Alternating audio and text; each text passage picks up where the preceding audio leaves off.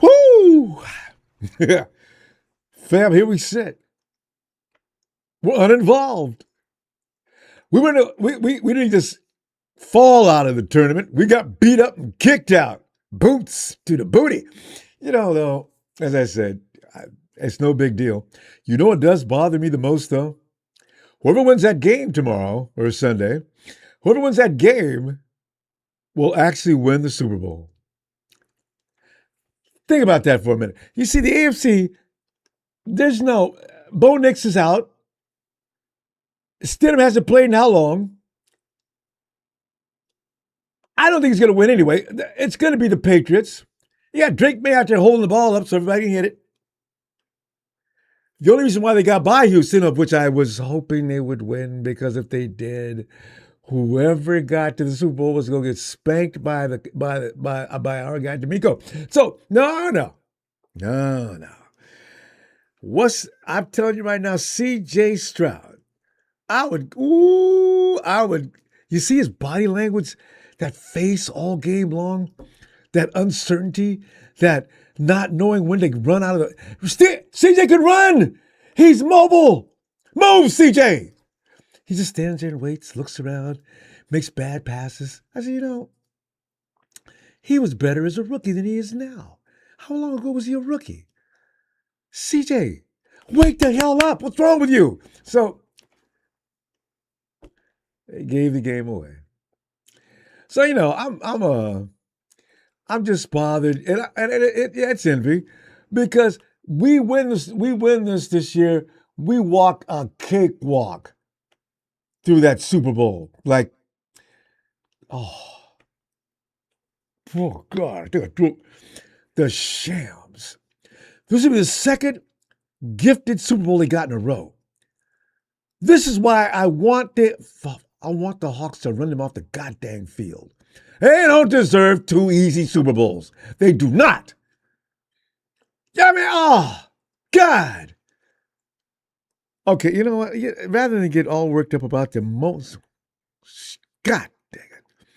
Oh, Addicted Man, I can't. By the way, in fact, I don't pay any attention to Brandon Ayuk. I pay no attention to Brandon, because he's added a stress level to my life that I don't really care to really cater to. So, and I read in passing, Brandon Ayuk did not only quit the 49ers, and I stopped reading it. I said, fuck. I got nothing else. I don't want to know about it. So, but if you want to talk about him, I'm not adverse to that. Anybody that wants to talk about Brandon Ayuk, that's fine. When you come in, there's no restrictions. You can talk about whatever you want to. I'll just listen. And I imagine other people will have something to say. I don't have anything to say about Brandon Ayuk. I got some things I want to say about it, but I ain't going to say them in public. Let's talk about the 49ers, old fam, because, John Lynch and Shannon, they looked like they were seriously prepared to go into the next season. You know that stupid term teams use at the end of the year? We're all in. They are all in, I could tell. Because this humiliating way to leave this year is just not acceptable. Nobody's sleeping tonight in the 49ers front office. Which brings me to this. When we were fab, goes back about 4 years ago. Yeah, well, maybe 5. Yeah, remember we had that frontline defense, which is what I'm all about nowadays, fam. Because we're always going to be able to score points. We can find 21, 30 points. We can actually have that as an average usually. But you need a Grizzly defense. You got to have it. I love when we should terrorize other teams, quarterbacks. I want that time to come back again. And then it's a piece of cake, So that's why when I say when we were fab, Lynch and Shanahan bumping off each other, doing a great job. But we just ran into what could now be considered damn near the legendary Kansas City Chiefs. They came in, they were a storm that just got put out recently. Since 2019. They were terrorizing the whole AFC. Everybody in their division was just, can you beat the Chiefs? And then, of course, they get to the Super Bowl. And Niners, can we please beat the Chiefs? We had them on the ropes both times. And they finally got away. There was a Rockets coach that said a long time ago, something that stuck in my mind as a kid. Never underestimate the, how do you go? Never underestimate the something of a champion. And that's what maybe we did. What was that word that he left out? But anyway, the Patriots fit that mold. Anyway, 49ers replacement of Robert Saleh. NFL Talk Against questioned Shanahan's continuation in San Francisco. Now, another thing I ran by in passing, and I didn't really, I have my own opinion about Kyle Shanahan. I'll share with you, sure. But I don't know that was an appropriate question. But some people do think that way. If you're one of them, bring that conversation to the table. Let's talk about it. If you're like me, you're unrealistically, though, you were hoping that Coach Robert Saleh would stay with the Niners and head coach Kyle Shanahan for at least 3 seasons in order to continue to rebuild the new youngsters-rich program that we have coming up right now. It was never underestimate the heart of a champion. Anyway, Saleh and Shanahan bring the best out of each other. They did it. I think half the time they're competing against each other. This past season proved that for sure. We didn't have an offense. We didn't have a defense. We didn't. There were guys shuttling in and out. I mean, the biggest example was, God, man. Every time I think about, never mind. 2025 Niners personnel-wise had no business getting as far as they did in these playoffs. They really didn't. However, the coaching units of all 3 phases, offense, defense, and special teams, had some of the best coaching leadership in the NFL, bar none. I'll argue with anybody in a league about that. Those guys were performing, and they were performing well, way over their head. Well, not the offense. The offense did pretty much what they should have did, but maybe not.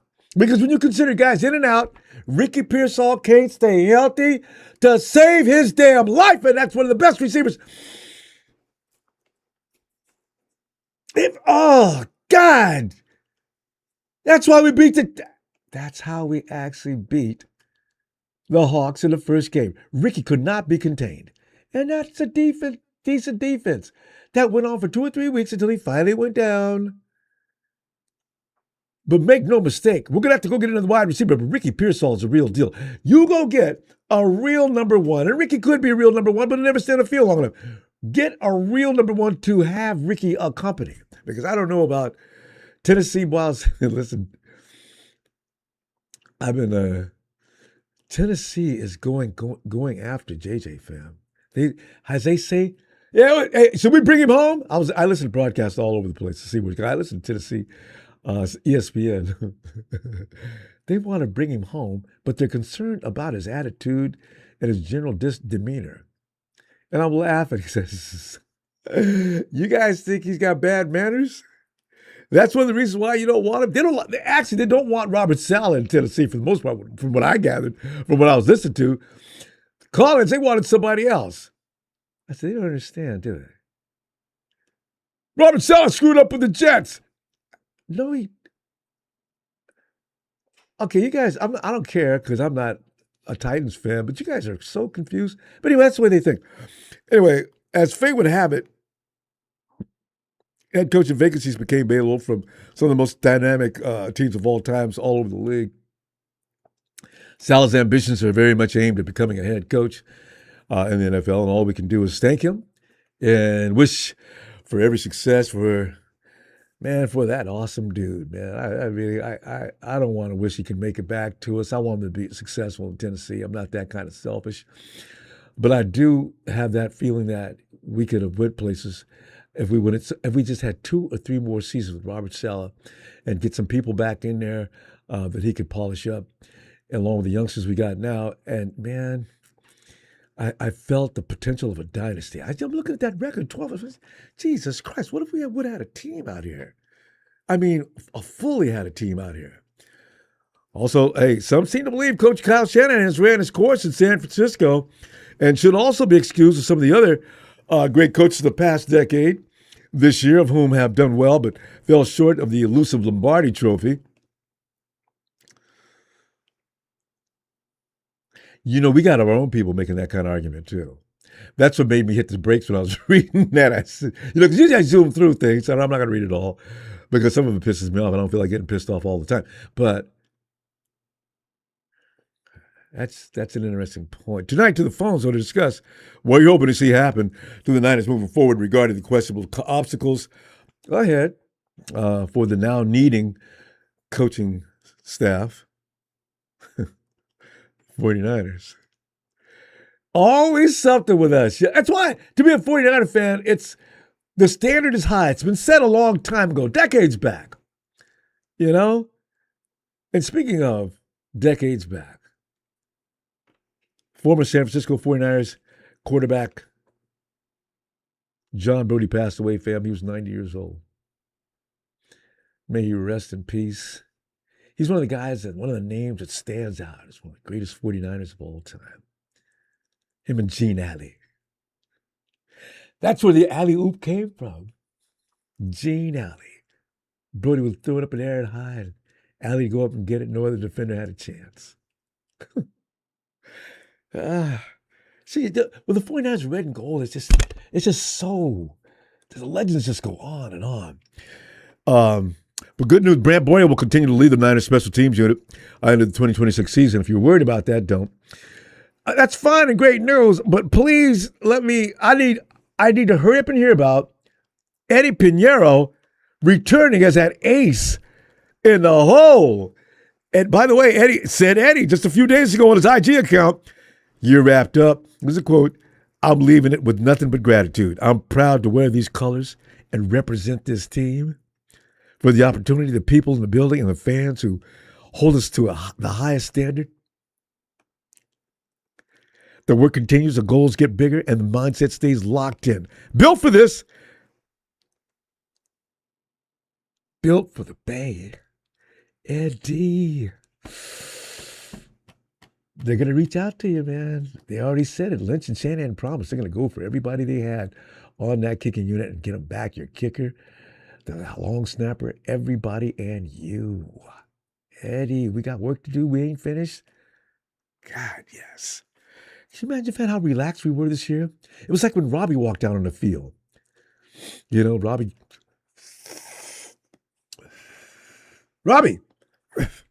Yeah, it's time, man. What are you doing? I come.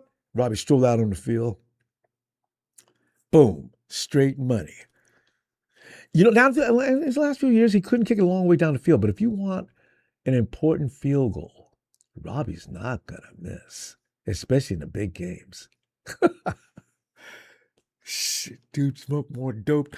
I know he did, because nobody could be that cool. Smooth.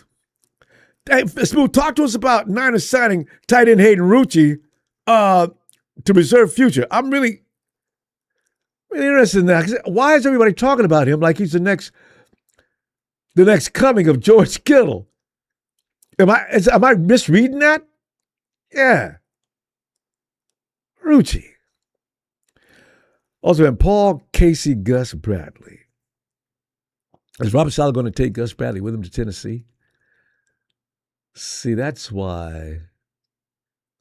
And is he your favorite choice? My question for Gus is, why add unnecessary complications to your life? San Francisco has an established culture and identity, and all he needs to do is to run things. The table's already set for you.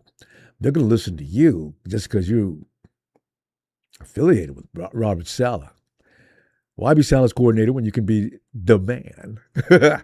I'm just hoping, because Saleh's going to, I don't know, Saleh doesn't act like he didn't ask for Brent. I mean, he didn't ask for his special teams guy. Of course, that dude, Brent was over there before, what's his name? Yeah, Brent was there before the Jets, before Robert got there. So, yeah, it was, but we got, for you to run Saleh's coordinator when you can be the man, as I said. Bradley sliding into this position, but do share with us tonight who you really like to see at that position. Also, KJ Wright's name has been mentioned due to the comparisons of what another great former linebacker from the house of Shanahan produced, and D'Amico. He just got to give him another quarterback. Press is reporting that Raheem Morris is being sought after by not only the Niners, the Packers want him, the Commanders want him. They're all courting him as well. Is Morris the choice you'd rather see come in out of the three names I just mentioned, or do you have somebody else on your list?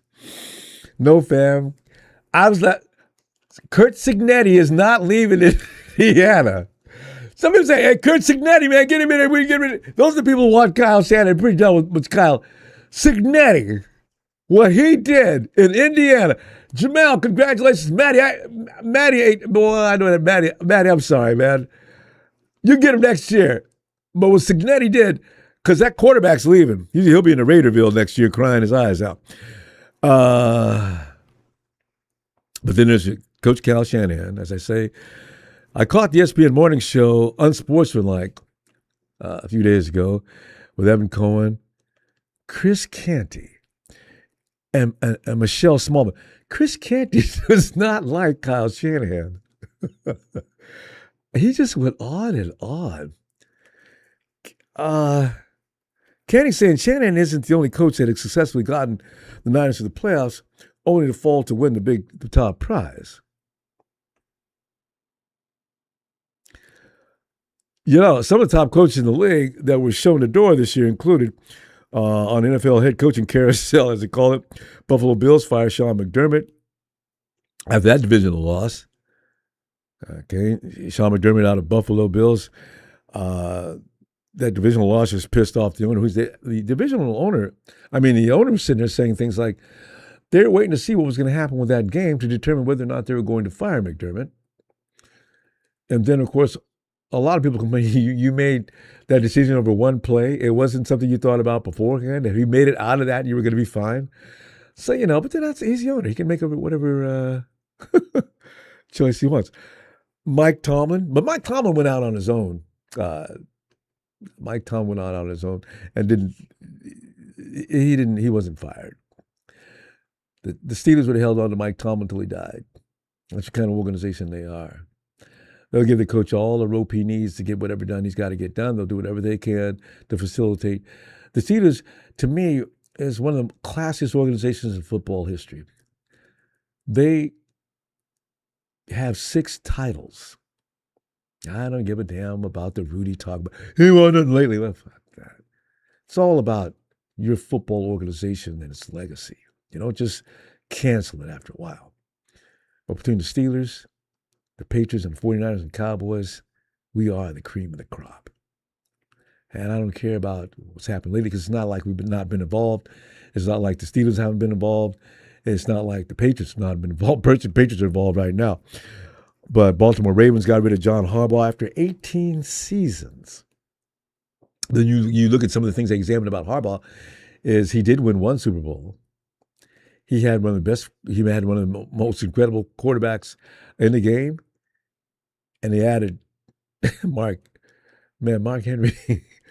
I still don't understand how the Ravens lost. I was scared to death the 49ers were going to win the Super Bowl and run into that.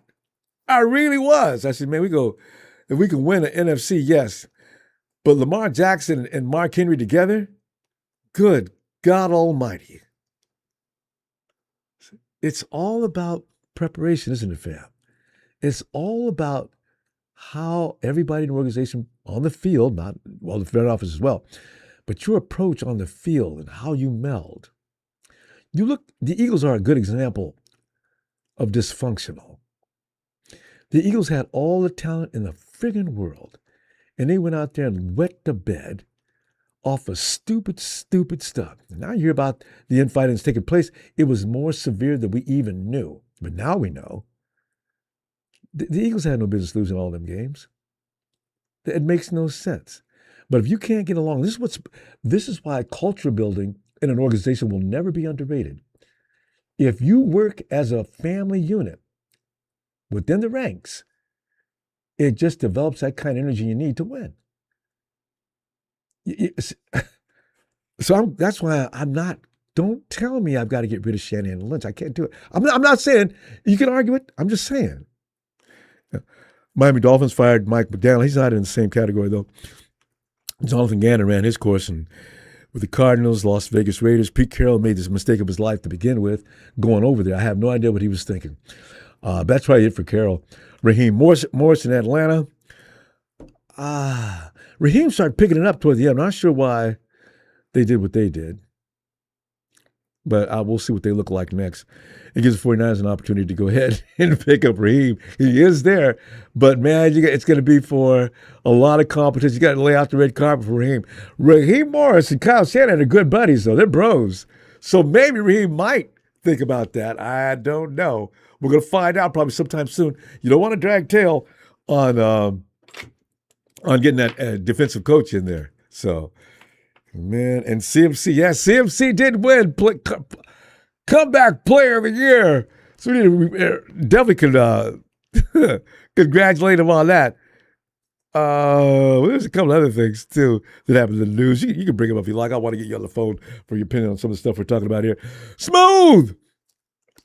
Ronbo, what's up, baby boy? Hey, man. We just sit back here, looking at the wounds and looking back in through the outside, looking through the window. Hey, bro, I got a lot of stuff. It'll probably take me about 3 days to get to everything, so I can get to what I can. Okay. Let's start with Moochie. Moochie was a wide receiver from New Orleans. Let's see, 6 foot, 187. Let's see, he ran the 4.38 40-yard dash. Fast, quick, explosives, can separate. We can get him because New Orleans looking at quarterback, and everything. So we can get him for little or nothing. And he's young. He's only 24 years old. We ain't gonna break the bank. Plus, like I said, we spent last season, so we rolled Detroit versus everybody. Get out of here, bro. Get off my Welcome line. to Cancun. Fuck you. But like I'm saying, though, we rolled over that money to the 2026 season, so we're going to have probably about 70, 80 something. Yeah, I heard about that. Yeah. So we can open. So now, with the season we have, all these injuries and everything, we have to open up the book, bruh, because like I say, Shanahan and Lynch been here too fucking long, 10-some years, bruh? Yes, this is the 10th year. Mm-hmm. But the thing about it, I got to say this, bro. I got to say this. We keep drafting the same motherfucking type players, and Shanahan have his favorites. Get out that favoritism shit, because we have rookies sitting on the sideline, man, and we ain't playing them. Why even draft them if you're not using them? We only got 2 good players that even suited up. Upton is one of them, bro. You know what I'm saying? Then you got Malik, but he's out. Come on, man. Then Ronaldo Green, he gonna be gone. Hey, he don't even fit up. Wait. He don't fit. No, because I thought you might have heard something. I'm gonna tell you. Go ahead. No, I just wonder if you heard anything about Ronaldo. Because Ronaldo, I've never seen Shannon that pissed. He may be on the trade block. Deeper than that. No, see, that's what people don't realize. That ain't just the first time. It's deeper than that. He don't fit the culture in the locker room, bruh. Oh. He don't fit the crew, bruh. He don't fit us. He's quiet like a mouse. He sit in front of his locker and be away from everybody. He shields himself away from everybody. We don't need that. He got to go. We're looking at defensive back, shut down defensive back. We're going to draft to get that. We're going in draft. We're getting 3 wide receivers, all separators. I'm telling you, bro. Max Cosby, he's gonna be out Oakland. We're gonna be one of the heavy hitters. Go get Max Cosby. Oakland, they're gonna probably draft a quarterback, but they want to win now. They want a quarterback. They have experience.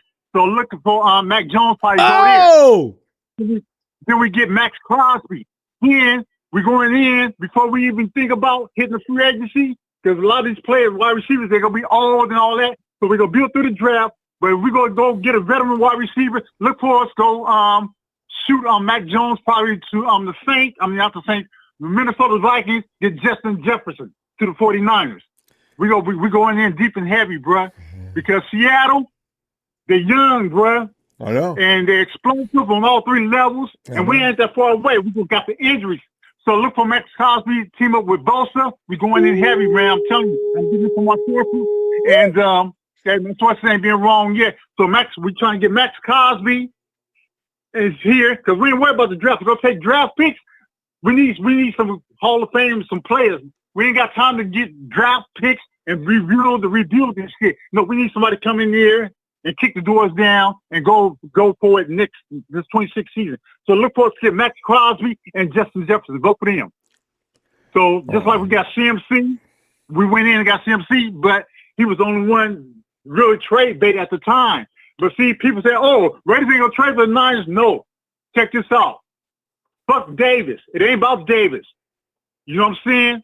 It's about Tom Brady in charge now. Oh. Growing up in San Francisco Bay Area. I'm trying to finish. I got to say this. I ain't got much time. Growing up in the San Francisco Bay Area. You know what I'm saying? He loved the Niners. So Max Crosby, he want to go to a contender. Send him back home in San Francisco, bruh. So look for Max Crosby. Look for that. That's gonna be heated up. And see, they can't just trade him anywhere. It's where he want to go. You know what I'm saying? He want to come home. Grew up a Niners fan. He want to come home to the Niners. He want to play for the Niners. Okay. Getting back to the coaches and everything. The coaches. Okay, Gus Bradley is gonna be our number one option. Okay, but we go if Kareem Morris is there. Kareem Morris is there. If he don't get another head coaching job as head coach, we're gonna bring him in. Okay. But Green is gone. Ricky Pearsall, he probably be gone. Jennings is gonna be going to Tennessee with Saleh. Let's see what else I got here. And tight end. Instead of us getting another tight end in the draft, we could, but nah. We want players that's already experienced and young. So look at us go as Kyle Pitts too. We going in heavy. We got go have about 80-some million. We going in heavy. We get the top free agents and load up so we can compete with Seattle and the Rams, bro. Straight up. Gotta tell you though, give you 100 bro. Raiders really seem to like Mendoza. Okay, one more thing before I go. Okay. Bradley family, don't worry about Bradley. Forget Bradley, the one that brought in Sherman. Bradley that brought in Brandon Brown. Bradley, the one that brought in Chancellor. Bradley, the one that brought in Earl Thomas. Bradley, like the 6'2", 6'3" defensive backs. So get off of Bradley, bruh. Don't speak his name if you don't know about the man. I know about him. I like him. Bang, bang, 49ers know what it is. Stuck Free City Field more times. Hey, what's up, baby girl?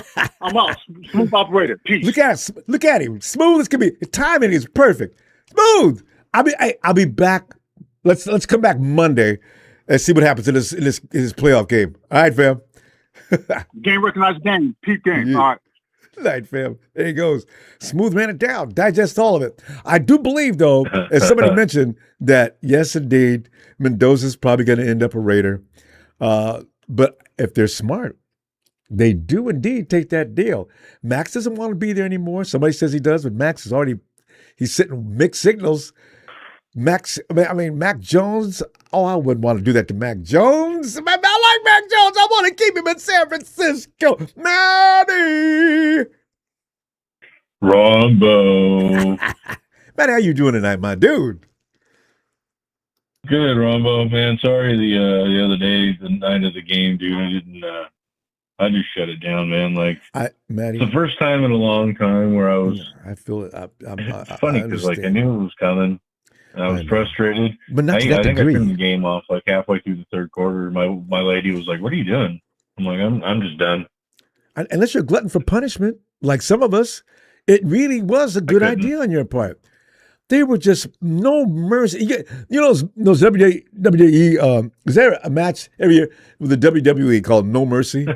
That was us. Yeah. They just beat us to death.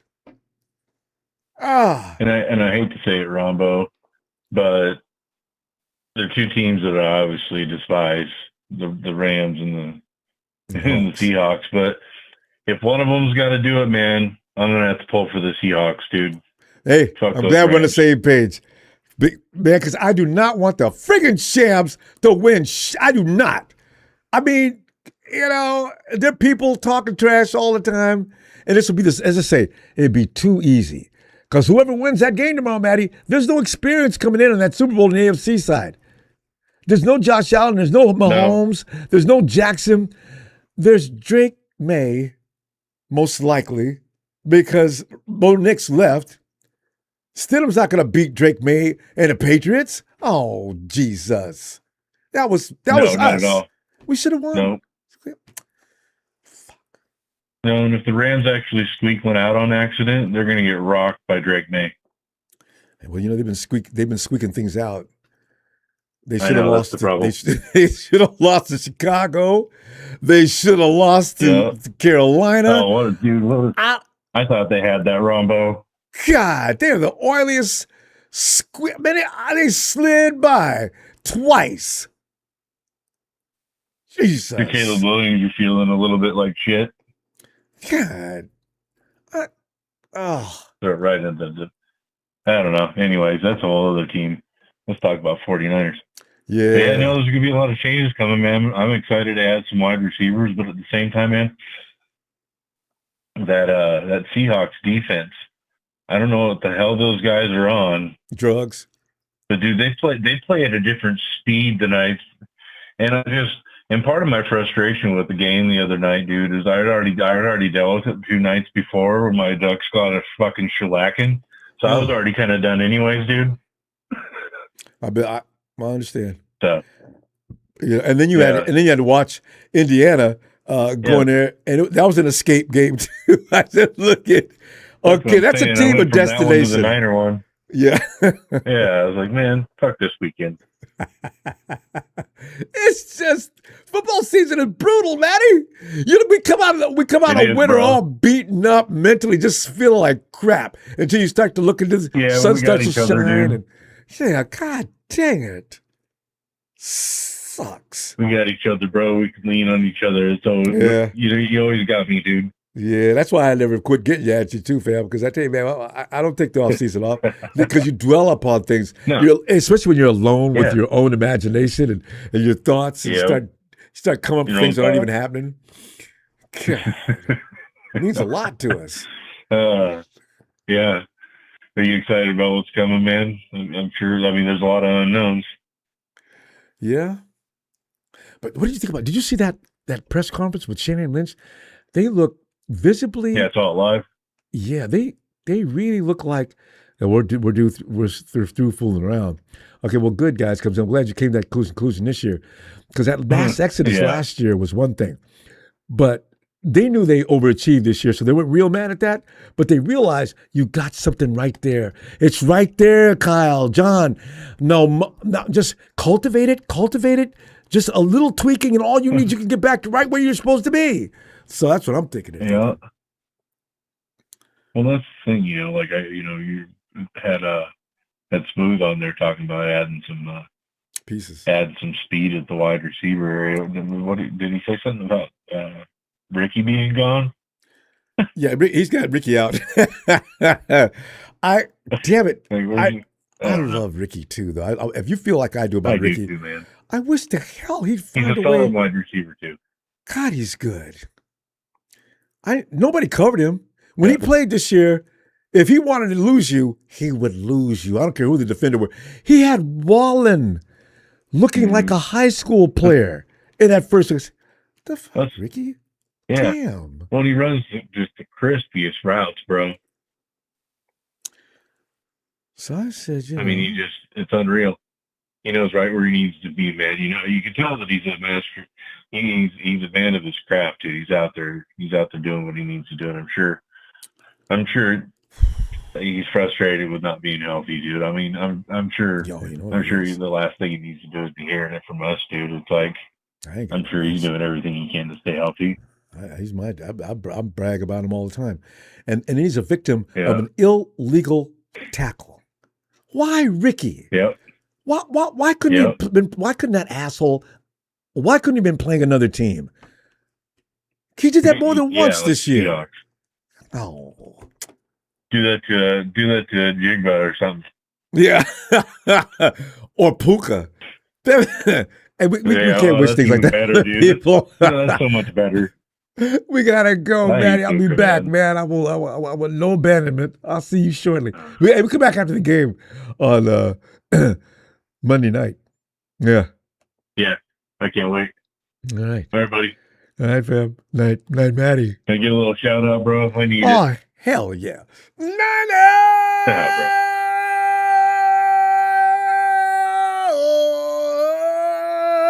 Matter. All right, fam. See you in a minute. Night, Ronbo. Night, Matty. Hey, yo, E. Ronbo, what's good with you? Oh, man, a lot of things are good for me. The bad taste in my mouth through this season. E, do you realize no matter who wins from here on out, we cannot appreciate? I don't want to see the Patriots win those 7th Lombardi, but at the same time, I'm torn because I definitely don't want to see the Shams win a gut. I don't want to see to win nothing, right? And then the Hawks, I'm kind of, if there's anything I'm lukewarm about, it's them. I don't care if they win. Then we can say we lost to the Super Bowl champions in fine fashion. Okay, fine, I can live with that a little bit. I just want revenge. E, where are you at on this? And how do you feel about Robert Saleh? Saleh, a new coach coming in? Give me all you got. I'm glad you said that because I was about to forget it. I thought Saleh was going to be here 3 years like you was thinking. So something is telling me something else is up with the picture. You think so? One more thing I wanted to say before I go too far in. I want to go through a scenario with you. We in a huddle. Me, you, and I guess 9 other guys. I'm the quarterback. You're the running back. It's 4th down. It's 4th and 1. We're going fullback option to the weak side. What are you going to say? Am I the quarterback? You're the running back. Oh, I'm the running back. And I'm gonna object like McCaffrey's gonna do. But you gonna fumble? No, I mean the 'Cause thing he is, fumbled on that play. if you're giving the ball to fullback, and I'm McCaffrey doesn't want anybody to handle the ball. We all know that. But if I'm Brock Purdy, like, hey, Kristen, trust me on this, man. Believe me, I think this is the right thing to do. All right. And then let Juice go get the goddamn first down. And we lose yards when we're doing the pitches. We lose about 2 yards every pitch, so we only had 4th and 1. Now it's like 4th and 6. And he pitches it back to McCaffrey, and there's too much chance of error in that play to begin with. The Hawks read that. Ooh, they had everybody over there. Everybody on the line was over there within a heartbeat. Who's our best lineman? Number 71. What side is he on? I know the left. But it was diversionary. If you run to the left, for sure they're going to be over there. I'm brilliant. I'm brilliant because if we run to the best side, they know we're going to run to the best side. So we're going to run to the weak side. Because that's brilliant. It must not have been. The Hawks were not fooled. McDonald's a very sharp coach. It seems like they were waiting for that play too. Because I'm brilliant. I mean, he's not that brilliant as people thinking. Yeah, well, yeah, but I mean, sometimes we go through this. Go ahead, I'm listening. The thing is what?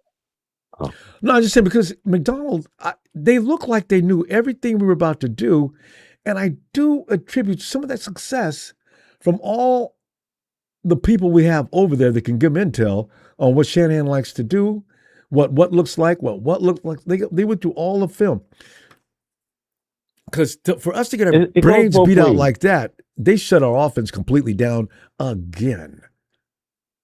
6 points. And we don't have no wide receivers next year. Well, we might. So, like, there's no need to. I don't know about not having any wide receivers.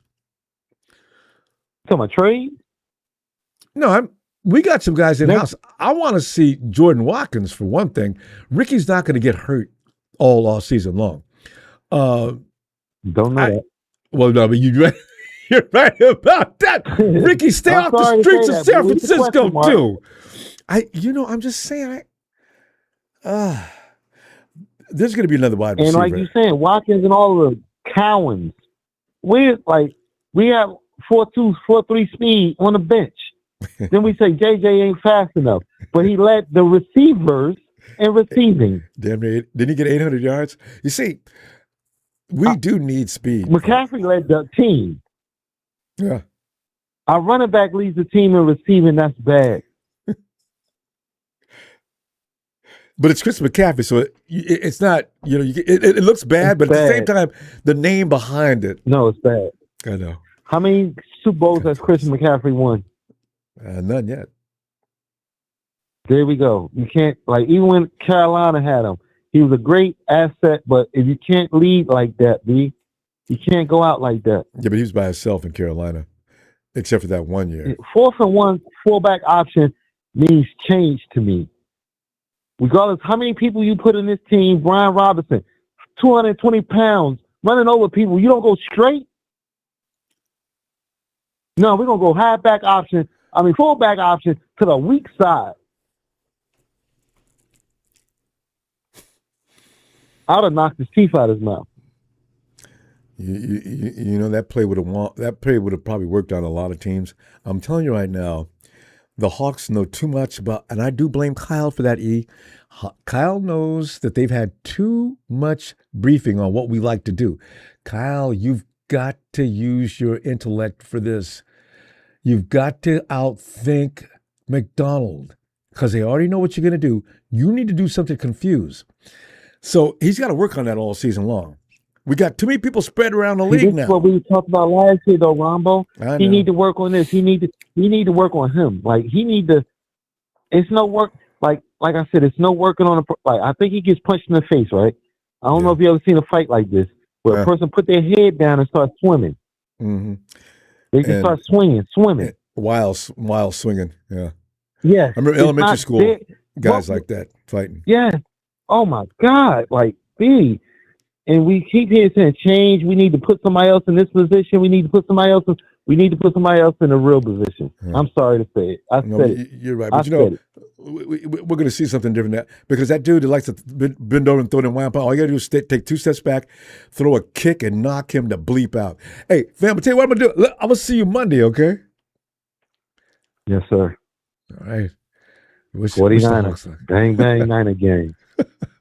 Night, fam. I'm hurt. I was waiting all week for this, but I'm hurt. I'm hurt. I know.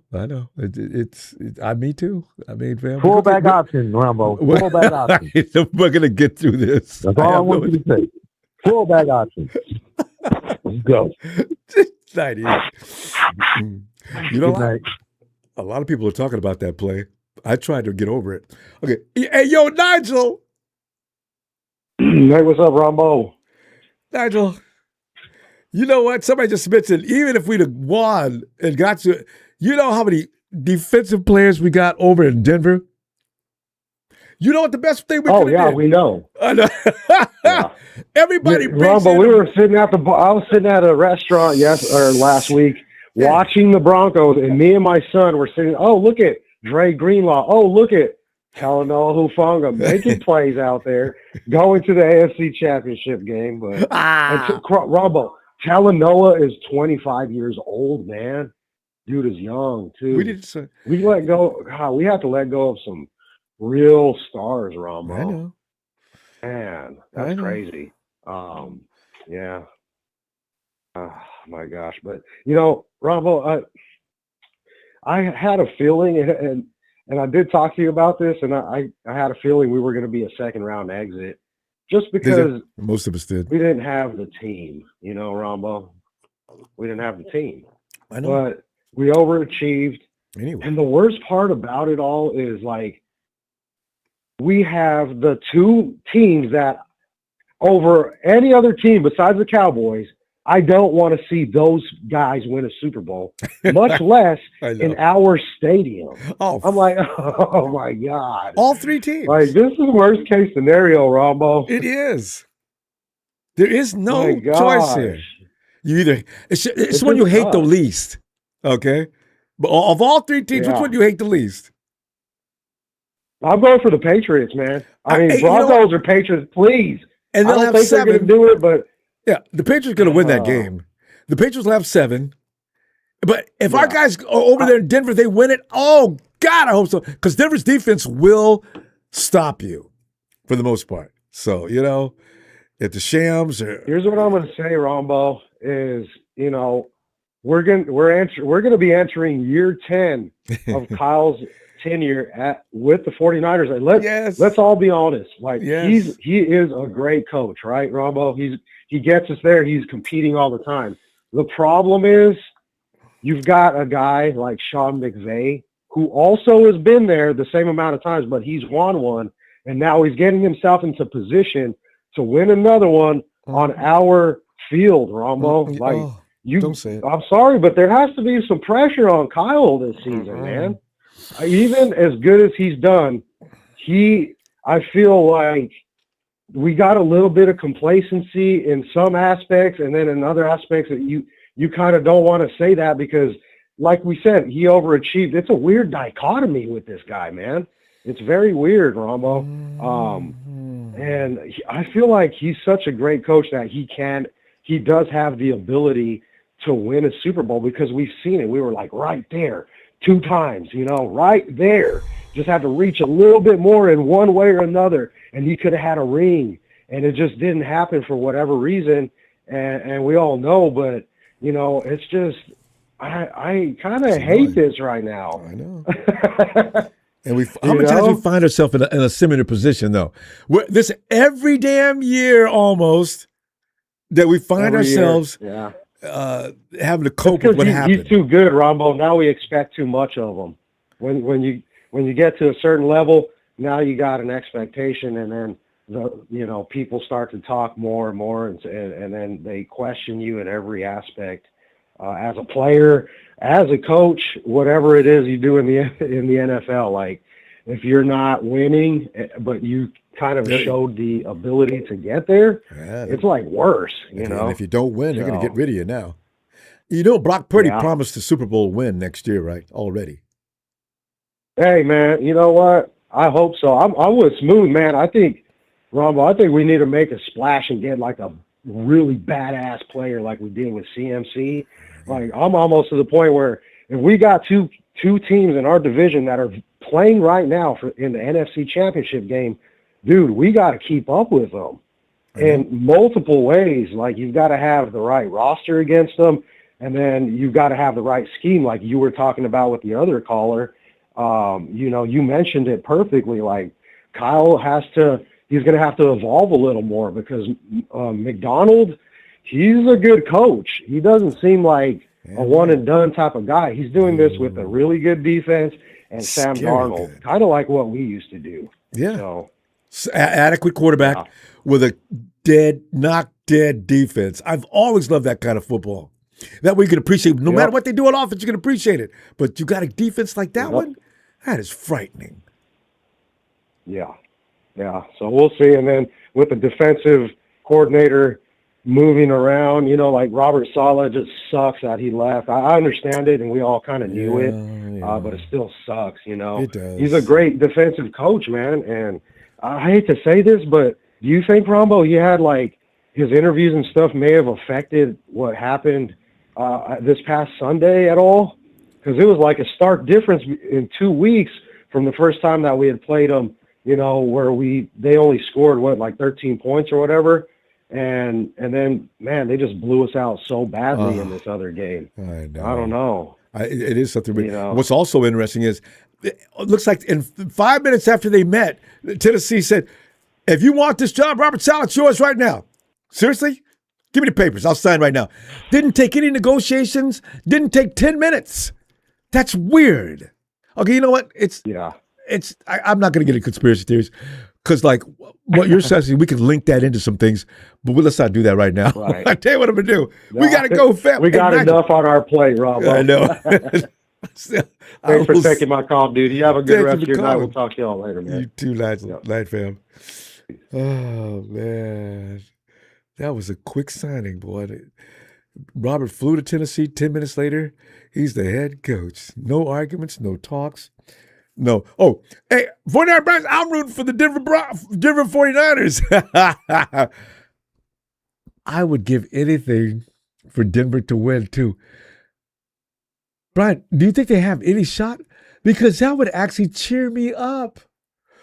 If the Broncos were to win and then go in with that defense that our boys from the back of the day over there, and they stop the Shams, my year would not be a total mess and disaster. Oh, God. Hector! Talk to me, Ronbo. Actually, man, I'm doing that sour grapes thing. You know what I'm saying? I'm just wishing and hating. Same here, fam. Check this out. You were just talking about whether Denver has a shot. Jared Stidham is going to turn into 05 Jake Plummer. Telling you right now. Sunday, the upset is happening. Or Nick so Foles. All you doubters, it's going to be Denver Niners coming back to Santa Clara and winning it all. I'm betting on it. But Rombo, I know we got to do a quick dash tonight because I know you're going to have people waiting on the call. So we're going to go with a couple topics tonight really quickly. Real quick, Rombo. I don't think it's a surprise that Robert left. I will say, though, that I am kind of shocked that I don't want to say he got a head coaching opportunity, but it came so fast and that he was that confident to go and take the Tennessee job. I'm not going to lie to you because with Cam Ward in them, I love Robert, but it's not just the Jets thing, obviously, that happened 2.5 years ago.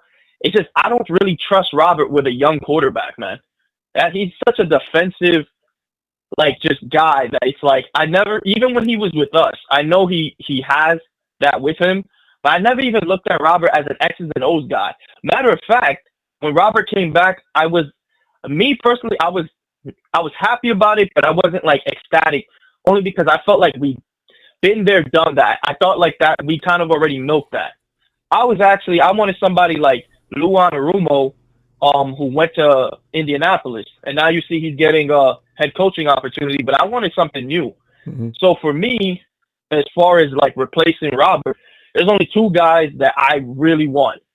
I want the best defensive coordinator in football right now in the NFL. That's Brian Flores. That's not going to happen because he just signed that extension in Minnesota that said, if I don't get a head coaching opportunity, I'm coming back. And then there's only one more guy I want, and ironically, he just got let go Monday, and that is Sean McDermott. I really want Sean because what he did 10 years ago for the Panthers. And I just think that ever since then, you see that Buffalo Bills team the last 8 years, they got a great defense, to be honest. And I don't know. I like Sean. There's only one team that I see he gets a head coaching opportunity, and if they don't give it to him, I don't see him getting a head coaching opportunity this year, and that's Cleveland. I think that he fits perfectly there because they already have a top 5 defense, and he's obviously a DC, and he would fit perfectly in there. But if he doesn't get that opportunity, I think we have to convince him. A lot of people are saying oh, he might be one and done. Let's be real, man. I'm no, bro. We don't have that much time. To a couple of your callers tonight who said, yo, we got to make a splash this offseason. I agree. It's more so we got to do a little bit better drafting. We got to get younger. I do think we should make a splash, but I don't think you're going to see a lot of movement like that. I think it's more so I don't know. We were talking about talking to Minnesota about Justin Jefferson. We did that last year, and that's a franchise. That dude is a cornerstone of the NFL. Yeah, they're not going to really try to get rid of him. If the owner sees that, he's going to what I mean. It's going to be tough. Yeah. Matter of fact, he sucks because he's in his prime. If that's semi almost close to obviously Randy Moss prime of his career, they would have to have an extreme fire sale.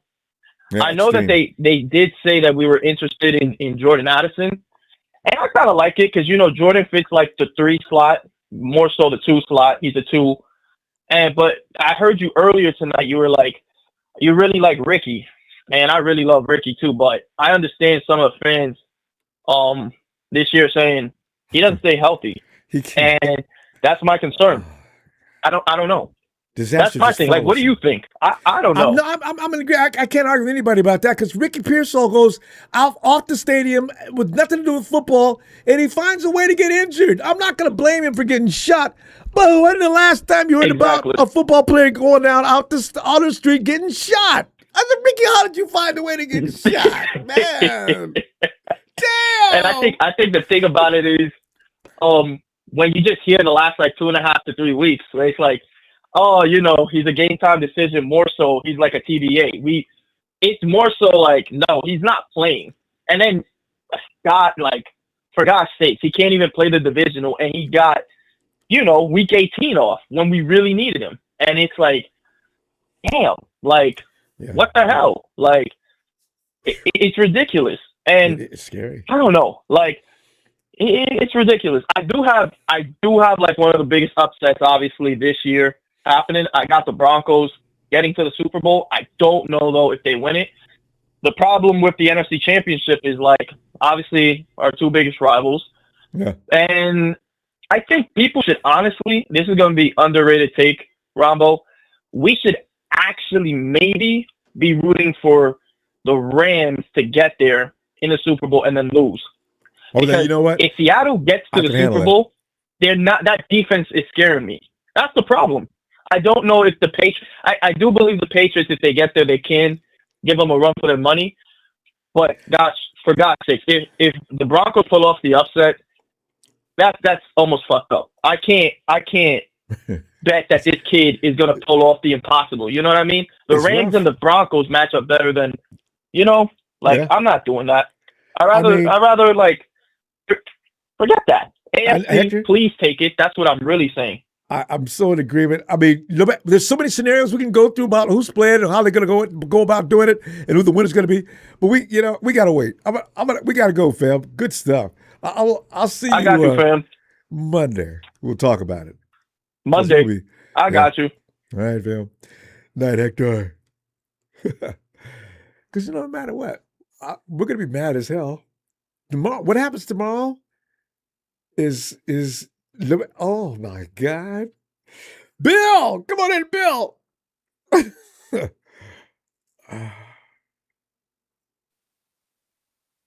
Bill? He's probably outside, got a cowboy fan in a chokehold. Hey, yo, Eric. Hello? Oh, Bill. Oh, there's Bill. All right. Bill. Come on in, Bill. Sorry about that. I'm going to make it clear. Okay. I'm going to make this short and sweet tonight and see you on Monday. Right. The Broncos are going to win that game, not only because of Stidham, but the weather. It's going to be really snowy out there, and it's a different kind of snow than what the Patriots are used to. So this is a winter storm. That's. I mean, I don't even know how you go play ball in that, but let's see what happens. It's going to be so bad. So whatever you think that the quarterback for the New England Patriots are going to do, he's not going to be like that. It's going to be a defensive game, and our defense is better than their Denver. Their defense. I mean, what used to be our defense. I keep thinking of Greenlaw and them. I'm sorry. There are guys that went to Denver. So Denver's defense is way better than the Patriots' defense. There's no way New England's winning that. So I'm going to cut that out. And the Rams, they might pull an upset. So you might be seeing Denver win another Super Bowl in our stadium again. That's fine. I mean, Denver's got how many Super Bowls? This would be the fourth one. Really? Have they won 3 already? That's breathing down. They have 3. That's 2 with Elway, 1 with Manning, and this would be their 4th. So that's I don't want anybody in our division to win, but I'm looking at it as it appears. I don't see anybody. The Seahawks defense is just brutal. No matter what Sam's doing, it's not going to hurt him. I don't think so. Right. CJ Stroud hurt Houston really badly because Houston was all over. They was all over the Patriots like a cheap suit. But Stroud just looked confused and dazed. I said, what's wrong with him? Ronbo, it's going to be cool. It's going to be all right. And I'm going to say we should draft young, not really go all in. and see what this defensive coordinator does, whatever we got on the next one, a couple of years. Because I'm going to tell you, Saleh's not going to last in Tennessee. He's not going to last in Tennessee, and if he don't do good in Tennessee, he ain't going to have another coaching job. We can bring him back. We just need to build for his return. Ronbo, give me a 49er shout out. I will see you Monday. Looking after forward all to the dust clears.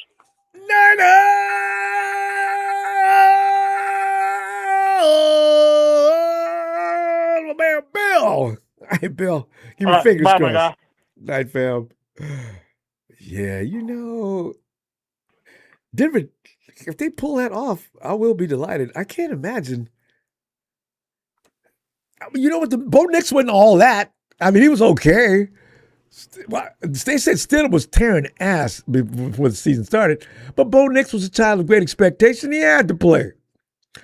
Let me not get myself all pumped up. It ain't going to happen. All right. Yo, Eric.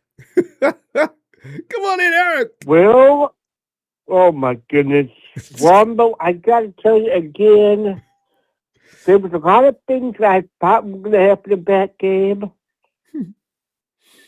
I'm just amazed. Eric, all you guys got to do is make sure Sam does not hurt the effort.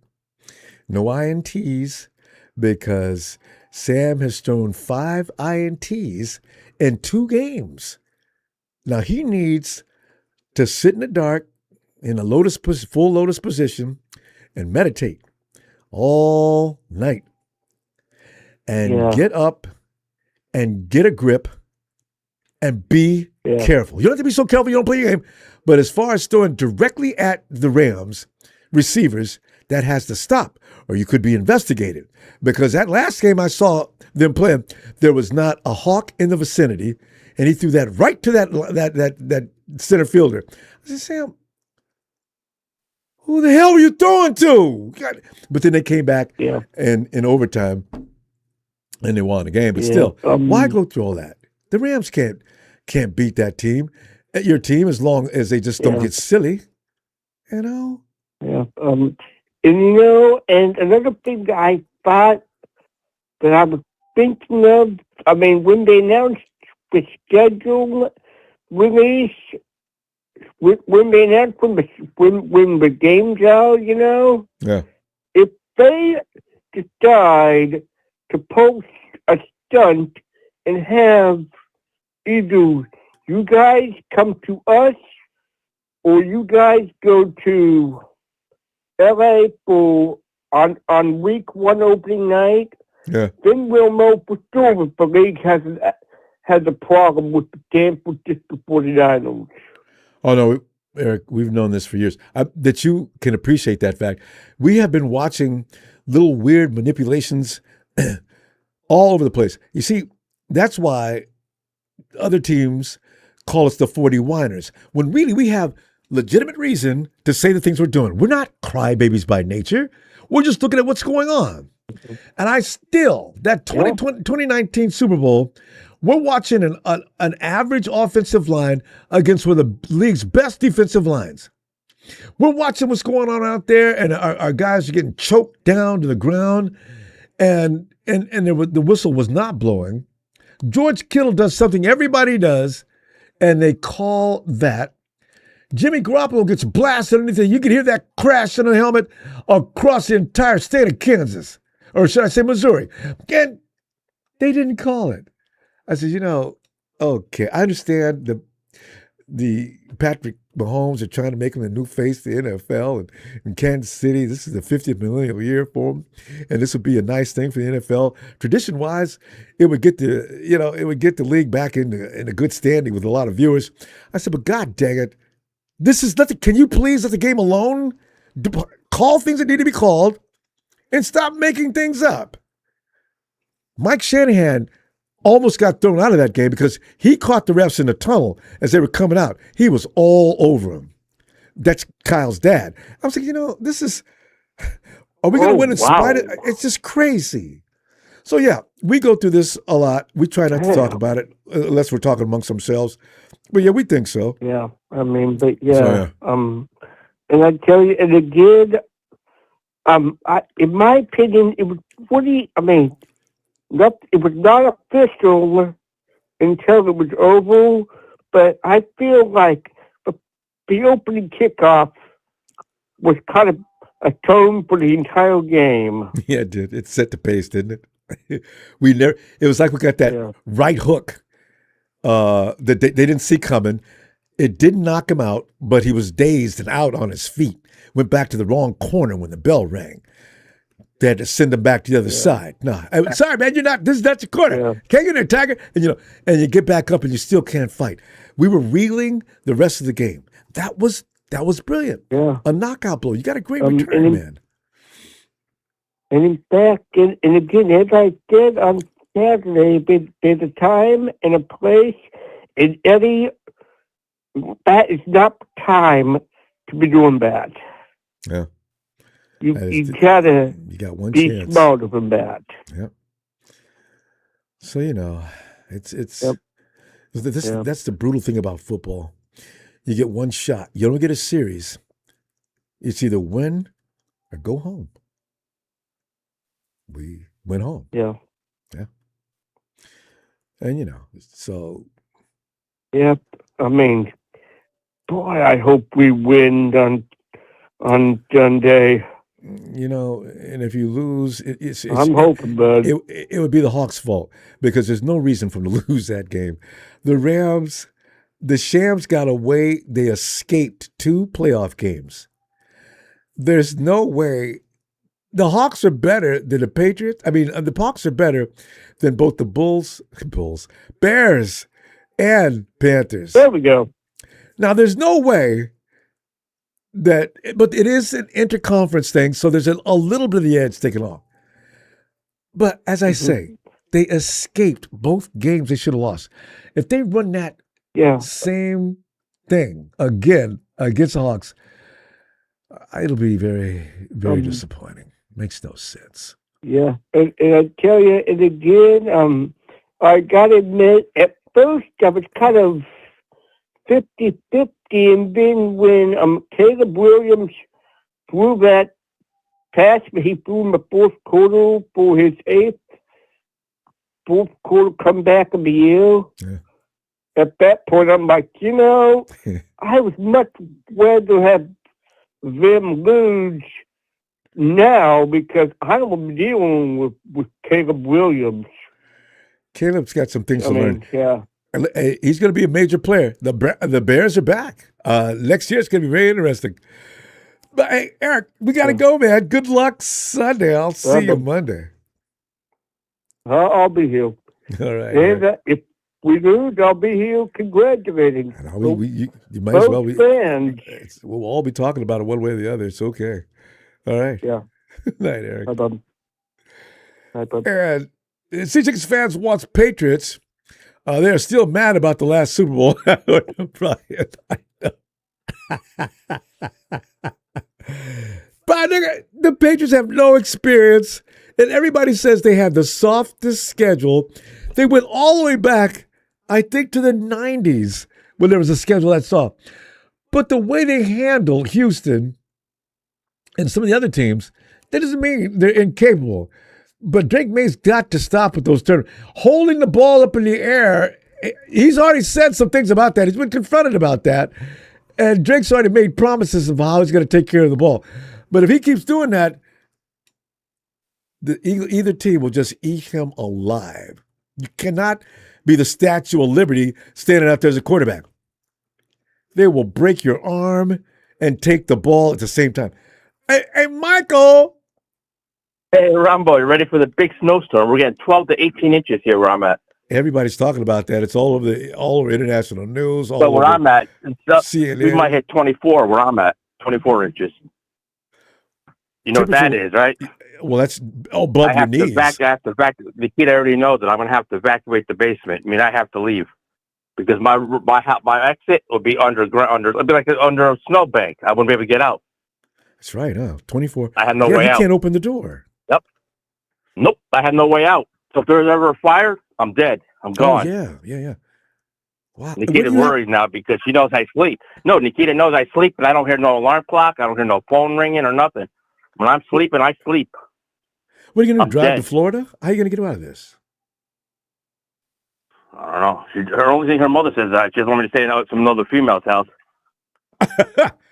You know what you could do? No, that's what she don't know, because my ex was saying you could come down to Kentucky, and I was like, no, I'm not going to go down to Kentucky because her mother finds out. It's going to be a war. You're my ex from 2007. Well, any mountainous areas in your area?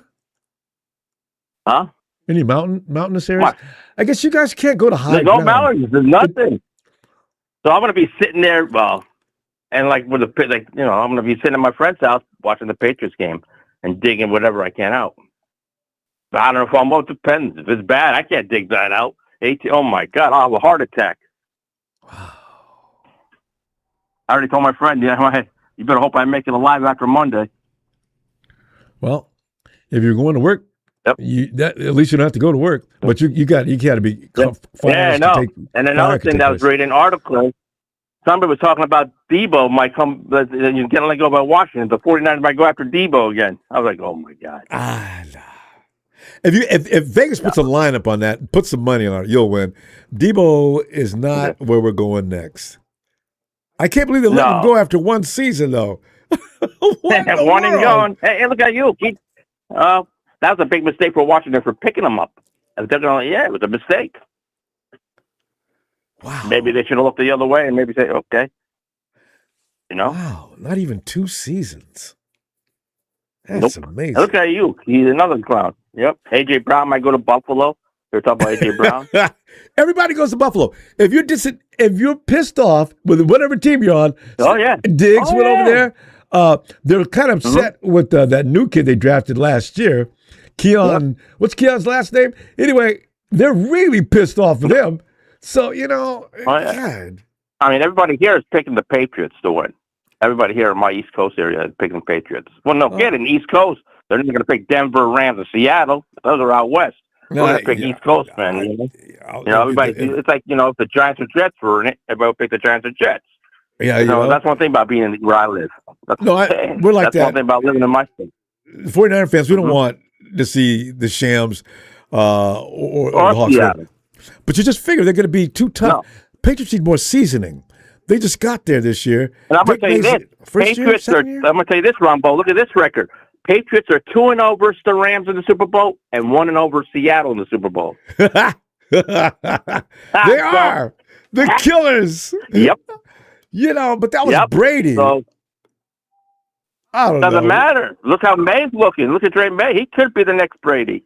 He looks good. Yes. He looks good. He could be. Give him time. I think he needs more polish. He needs a couple more. He needs another season or so. Yeah, but he gets more polish. Yeah, but if he gets in, he wins it. That's one step.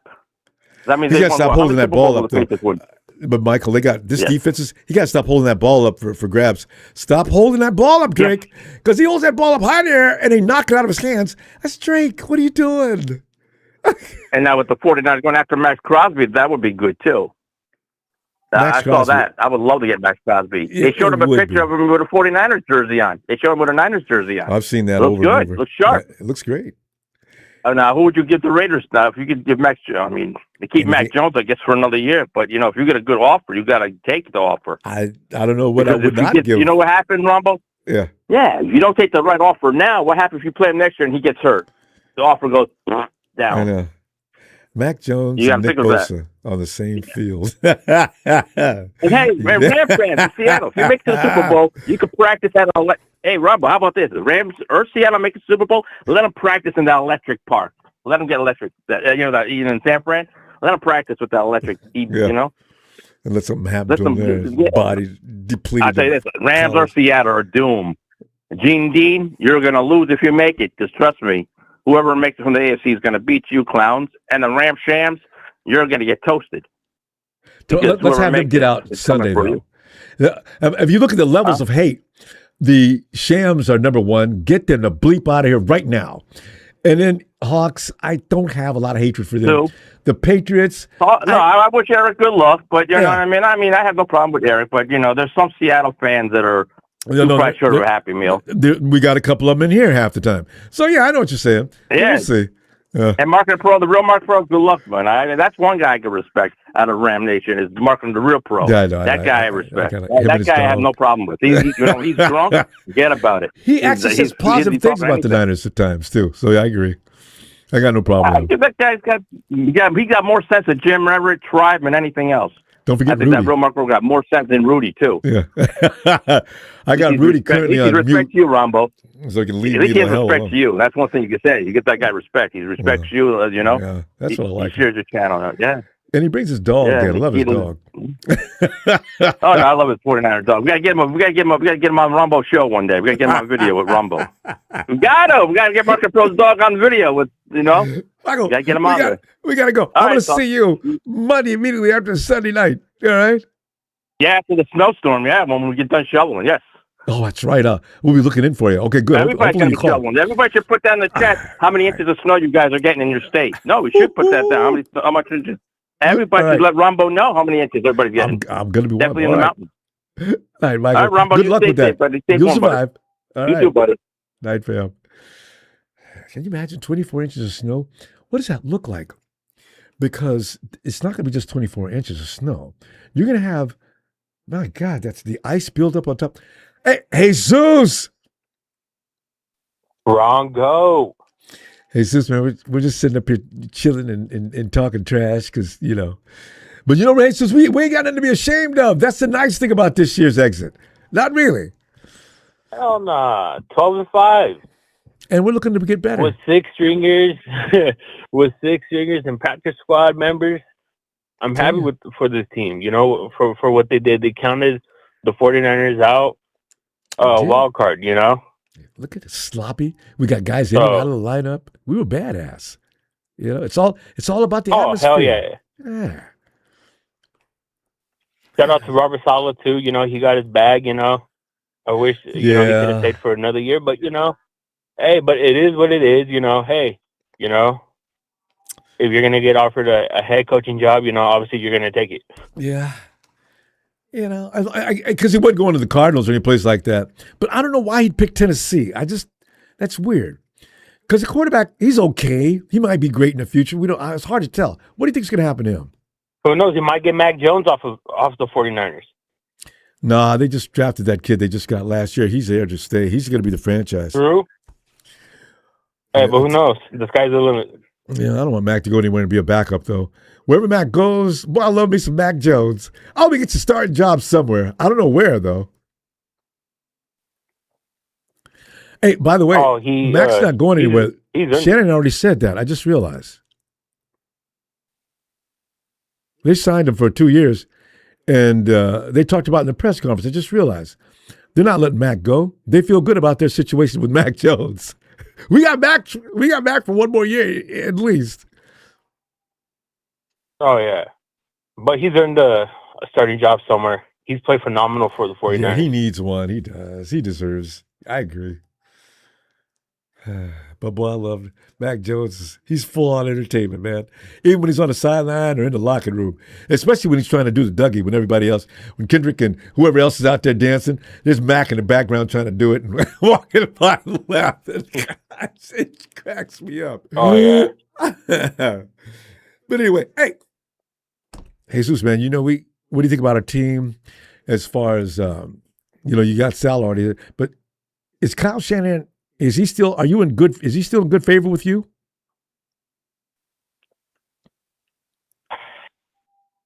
I would love to say, it's the best relationship with Kyle.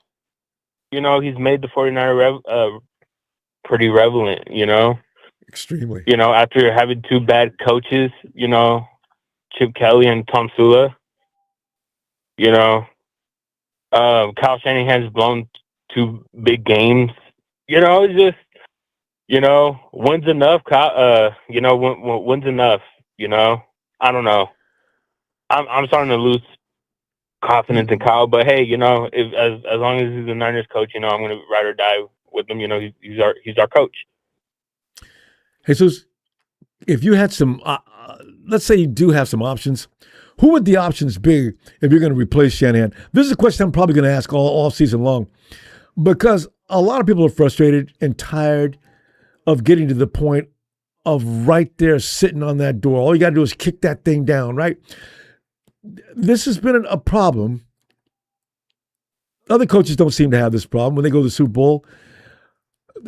Who would you replace him with if you could? Have you ever thought about that?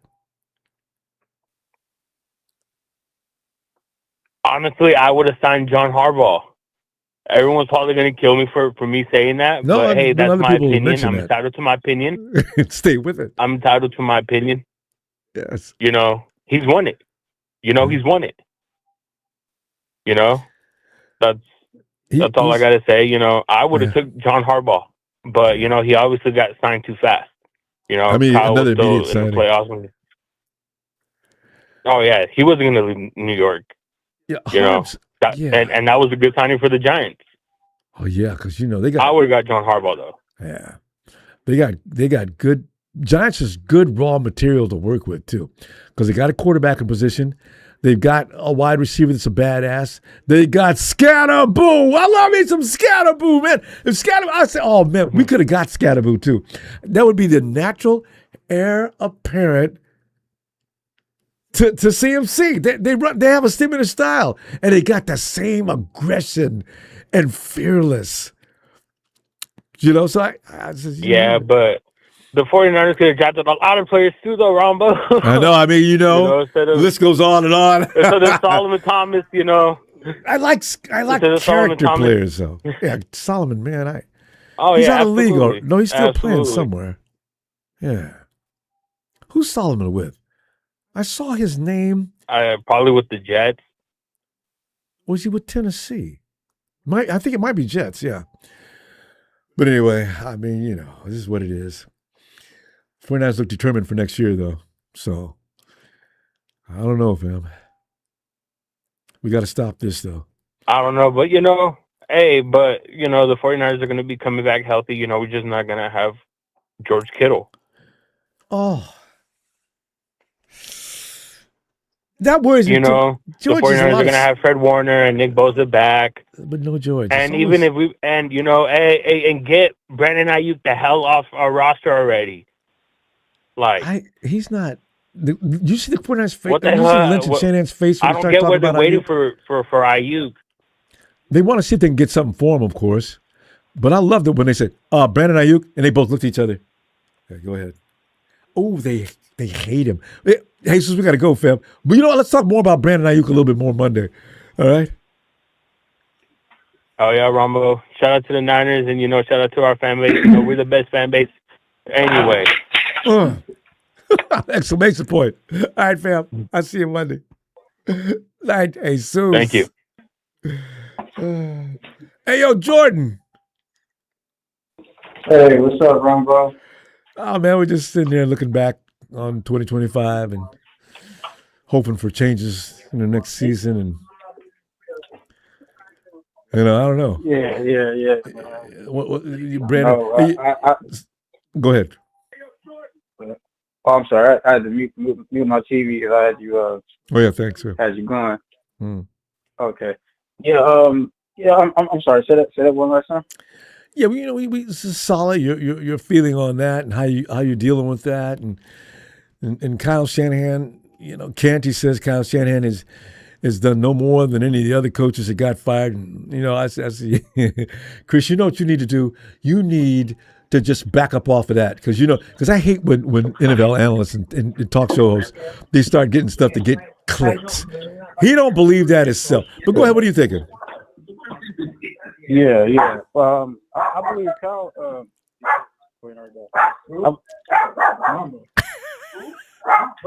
My dad is 49ers Jordan. So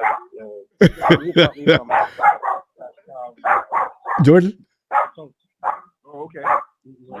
No. My dad be fired up about that. We all having like a get together right now, and what's he fired up about? Kyle and everything. But I'm gonna be honest with you. Like with Kyle, I think Kyle is like I want to keep him, but it's like at the same time, it's like he has this belief of just his way, and I think that's what's kind of messing us up. I'm not saying he's messing us up completely, But he needs to be more flexible, it's almost though, like it's like a selfish, but I don't want to call him selfish.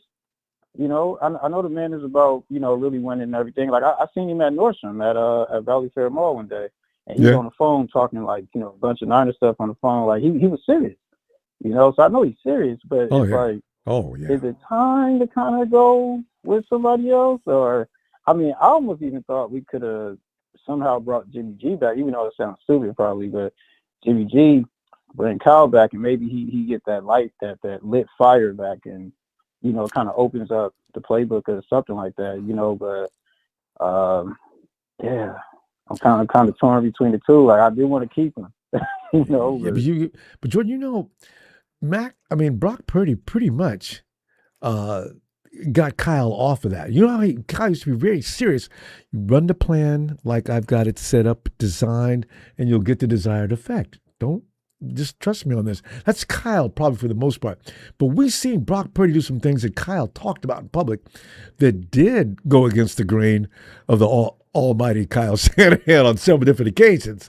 Because, Jordan, honestly, Kyle Shanahan is brilliant above most coaches in the league. I would say at least 85%. Because a lot of coaches are getting their ass handed to them every year. That's not the case. If we're healthy, ain't nobody handing the 49ers their ass. Nobody. Nobody. So that's why I blame things not always on him, but on some circumstances that are surrounding us. Yeah. So, I don't know. Yeah. But, and I also I kind of wanted to also touch on I know y'all were talking about the Broncos earlier, possibly winning, and really I wanted a Niner Broncos Super Bowl, but I was kind of thinking like if they win this one and it's their fourth, and Shannon Sharp has this big show, he's going to be out here. Are they going to feel like that Levi Stadium belongs to them now? That's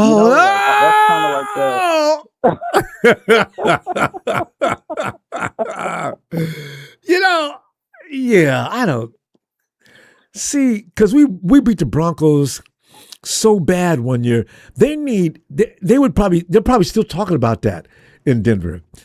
So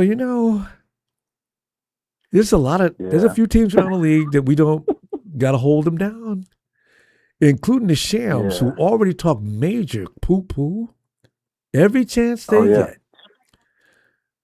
So if they come in and win in Santa Clara, we'll never hear the end of it. Never. And I have a friend who's in LA, and every time if they go for it and we don't, and I say I'm not with the Rams, he's like, how you gonna go against California like that?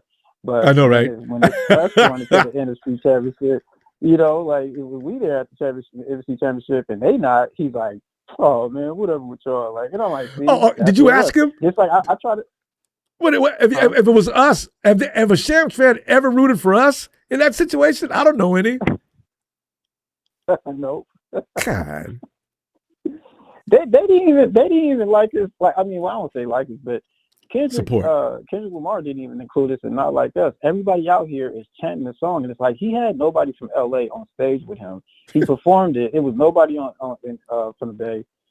I'm sorry, he had nobody from the Bay in LA on the stage with him. And when he did the halftime show, and he also said, "Don't make me have to call Oakland," meaning that we weren't included. Why would you have to call us if we were already included? So just overall, LA don't fool with us like that. They take our music and all that. I'm not trying to go that. I'm just saying, like, the Rams don't like us and we don't like them. And that's never going to change. That's never going to change. If there's you can get really treacherous. I'm not going to say some of the things I would not do for a Shams fan, but I do know if I'm driving down the street and I see a dude in full Rams logo, I'm probably not going to hit the brake. You know what I'm saying? So, I just don't appreciate them people, man, because they just talk too much smack and they got no business talking to Jordan. How's a Ram fan going to talk? And he's talking to y'all ain't had a Super Bowl in 30 years. Yeah, how many you got in total, mother? They got two. Got two. It's just That's tough, it. man. I Talking really hope shit. they don't win. I'm almost with that other caller who said that he hopes that they actually go and they get like blown out or something like that. Like that would be. I would be amused. I'd be a little nervous all course of the game, but they got the ass whoop. I'm opening up the champagne my damn self. But Oh you know, yeah, Jordan, yeah, yeah, they, yeah. We get the highest bottom. you know, though, that means the Patriots are pulling away. We need to win one more Super Bowl. We can tie up with the greatest of all time. Steelers, Patriots, us. But if they get 7, Yeah. oh, Jordan, that's uncomfortable too. You know what I'm saying? Yeah, it is. God. It is. And it also makes me think. I wonder how Brady is going to commentate that game, because it's like we're playing at stadium he wanted to play at, but we're also, is also hosting his team. So it's like, does he? I don't know. It's a lot. It's really, is Brady doing that game? That is going to be interesting. He's got, the Patriots got to get past Denver first. So. Oh yeah. Yeah. Jordan, let's I'll see you Monday, fam. And it'll be the Sunday, okay. Monday after Sunday, which is the game we're talking about. All right. Yeah, exactly. Yeah, okay, yeah, nice talking to you. Nice talking to you, Jordan. Night, fam. All right, yeah, the Shams done squeak by in the first round, squeak by in the second, but you know what? They should be running out of gas by now. So, hey, yo, Alice! Same situation we went through. We went through Green Bay, someplace else, and then came to L.A., and they got a tired, broke-down 49ers team and got to win their second little Super Bowl. Ellis, come on in, fam. I thought I heard Ellis. Did I hear You're shaking, fam? Oh, there you are. Ellis! Jordan. Hey, man, we just sitting up talking about Robert Saleh's exit and how you feeling about that. It was awfully quick. Didn't like to put 2 thoughts into it. Looked like he couldn't wait to leave. Some people see it that way. I've talked to people who think that. Guys, you know what? Robert Saleh just wants to be a head coach. It wasn't something personal. And then there's Kyle Shanahan, whom Ellis, I think that you might feel Canty a little bit on that, if I'm not mistaken. Canty says Kyle Shanahan's been given way too much leash, and it's pretty much time for him to take his walk, along with some of the other great coaches that left here a few days ago. What are your thoughts? Well, from what I understand, this is John Lynch's last year on his contract. I don't know what Kyle's are looking like, but they haven't got their extensions, and usually they get extended like a year or 2 in advance. So I think the Yorks are going to kind of take a look at what this season holds and what happens after this season, and then it could start getting a little hot, for the both of them. Definitely within these next 2 years. So they got to pull one out. I mean, they got to figure it out. The schedule is going to be tougher next year. We're playing a lot of old rivalry, teams, Cowboys, Raiders, I think the Chiefs. So we have some big rivalry games next year that we'll be having, and there's not going to be many excuses left for Kyle to use. I think they're all out of excuses, injury or not. They didn't do shit during the trade deadline, and they didn't really think that the team was going to do anything this year. He said that at the beginning of the year when Kyle had the presser before the year started. He didn't sound like they were expecting much out of the season anyway. So when the team actually was doing well and we, made it to the playoffs, got some points. It kind of started to, the team made him believe even more than he did. So he just was kind of along for the ride for the most part. I mean, shit. I mean, getting shut out offensively for, 2 games to get to division rivalry is still inexcusable, and that's not a roster thing. He was out-coached. But anyway, Saleh, I mean, it was to be expected. He was going to take a job if it came, the right job for him. It's cheaper to live in Tennessee. He doesn't have to worry about the California taxes. I'm sure he got at least like a good 4 years. Yeah, I mean, the land, everything is so cheap out there. He could have his own home built from the ground up on however many acres, and he can really have it retrofitted to his desire, for him and his family. So, you know anything about Tennessee? That's why. Is it? I know the Grand Ole Opry out there. Not personally, but George Kittle has a house out there. Remember him and Brock in the off season there in Tennessee. Oh, yeah. In Tennessee, in the off season to do a lot of training out there. So he's got there's some benefits to buying out there. Anyway, that was just kind of like my analysis on it. Maybe they gave him the reins, and then also Rand Carthon, who was with us. That was part of the front office with us a couple of years ago. Had moved over there to Tennessee to become the GM for Tennessee. So there's some familiarity there. For Robert and Saleh. he probably sweetened the pot for him. Yeah, he sweetened the pot for him real nice. The defense was already, looking, pretty good over there for them. And so, I think they'll probably get Jawan Jennings over there, pay him, give him a nice contract. Jawan's from Tennessee radio. Jawan's from Tennessee. Yeah. Yeah, Jawan's from Tennessee, so I think that's a big possibility that he goes there instead of staying with us. Yeah. From what He's I saw, going to want about $20 million. like 22. That's what people are Well, his crying market about.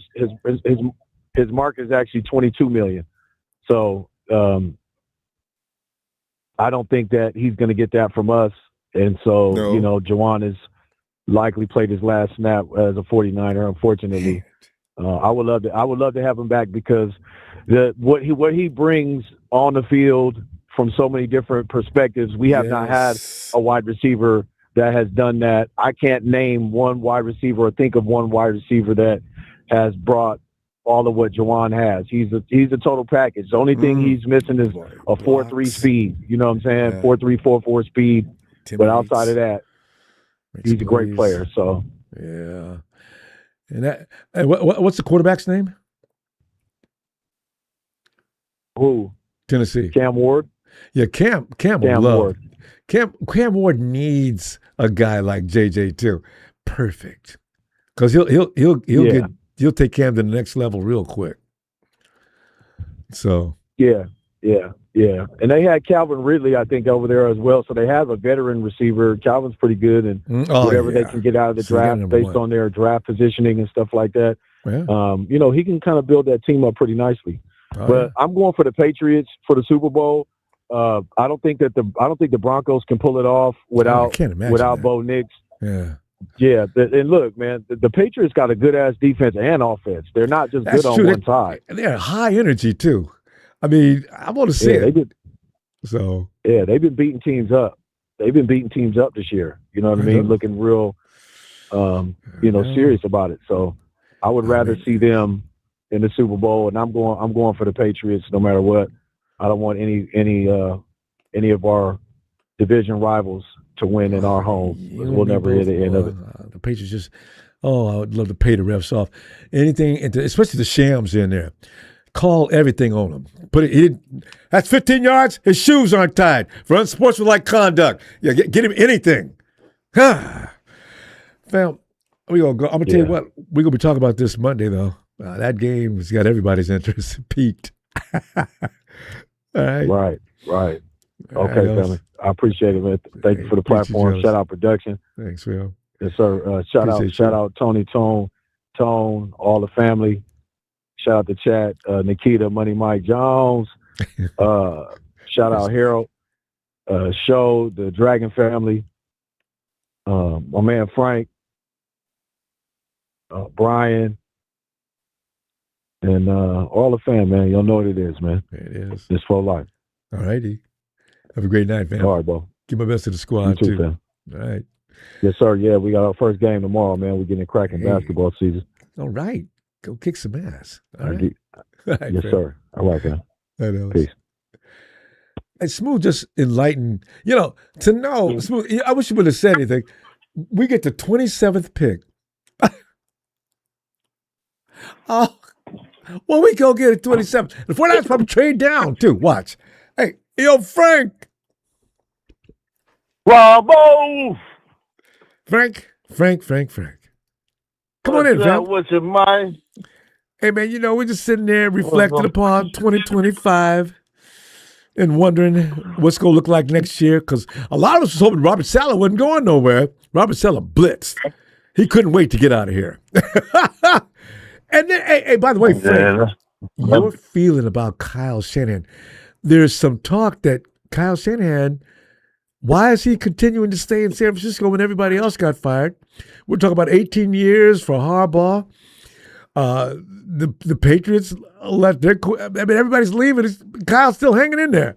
Do you have any feeling on that one way or the other? Yeah. Well, you got to give him.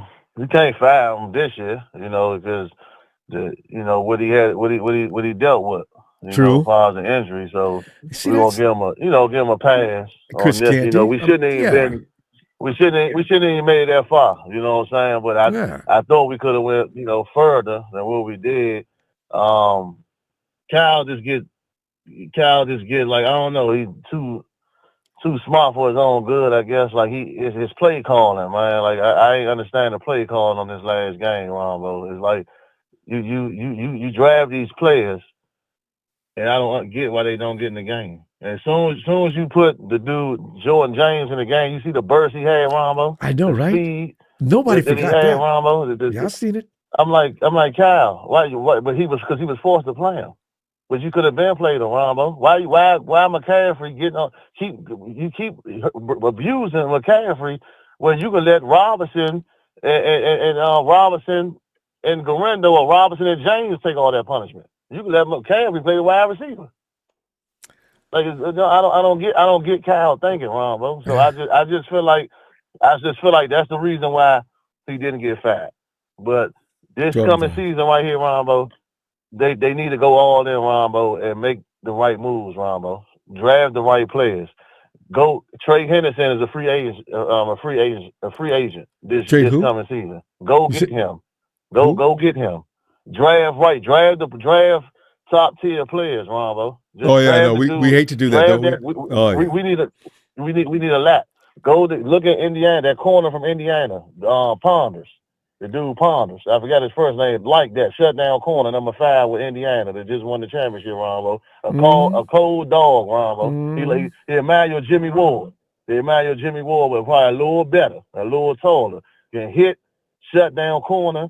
That's what we need right there to go on the other side with Lenore. Because they obviously Green must quit, or he must have been a dog because Kyle chewed him out. Or something happened. I don't know why Kyle chewed him out. But that's what we need though, Ronbo.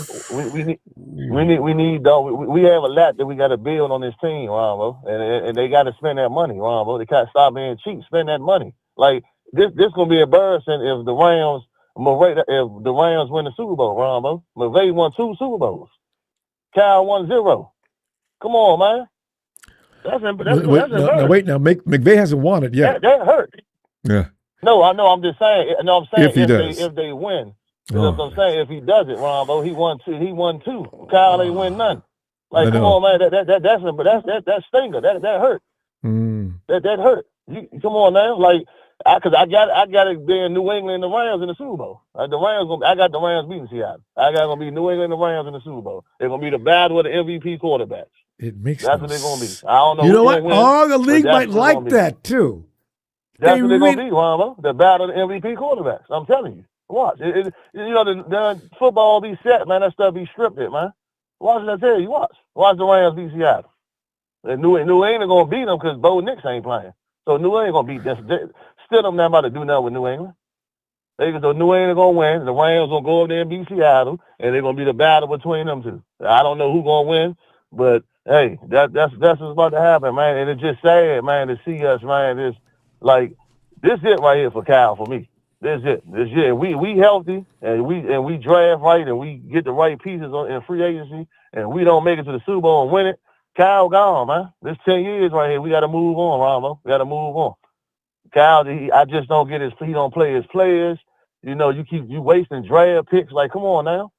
It's embarrassing, man. And that's the only reason why he getting the pass this year, because of the injuries. And they did a good job what they was dealt with. But come on now, every year we the most injured team in the league every year. Something got to happen. Y'all got to change. change your work habits. Y'all gotta do something. Like, come on, something gotta give something. Y'all or just back play through the injuries. You know, sometimes even like Ricky did. Pearson. And you know we the number one seed on the line. Dog, get out there and play, son. Take them shots or whatever you got to do to get whatever your blood flowing or whatever they need to do to get you up and pump. Get out there and play, man. Hey, come on now, y'all. This league too soft, man. These players too soft, yo. They too soft. Yeah. Good point. It just frustrates you, Ronbo. It just made me mad, man. It just frustrated, man. Just watching that game, man. It's play calling, man. It's play calling, man. It's making me mad, man. Like Frank, but you got to give a little credit. That Hawks defense was just grisly. I mean, I've not seen anything like that in a long time.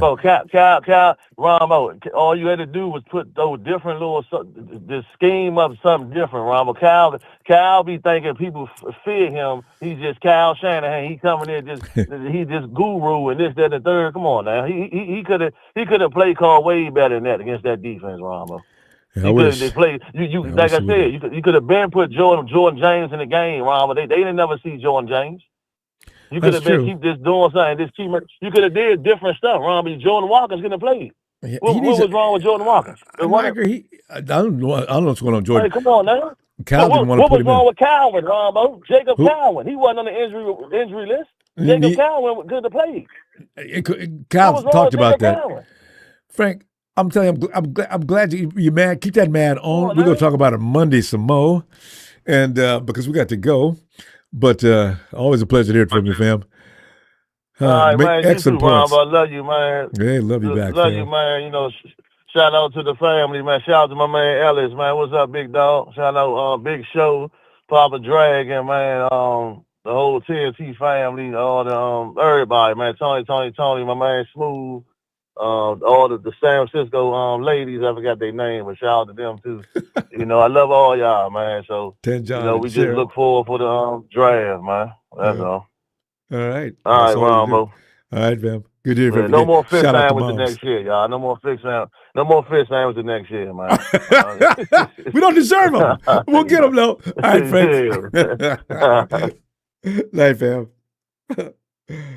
Oh God. So, Beto.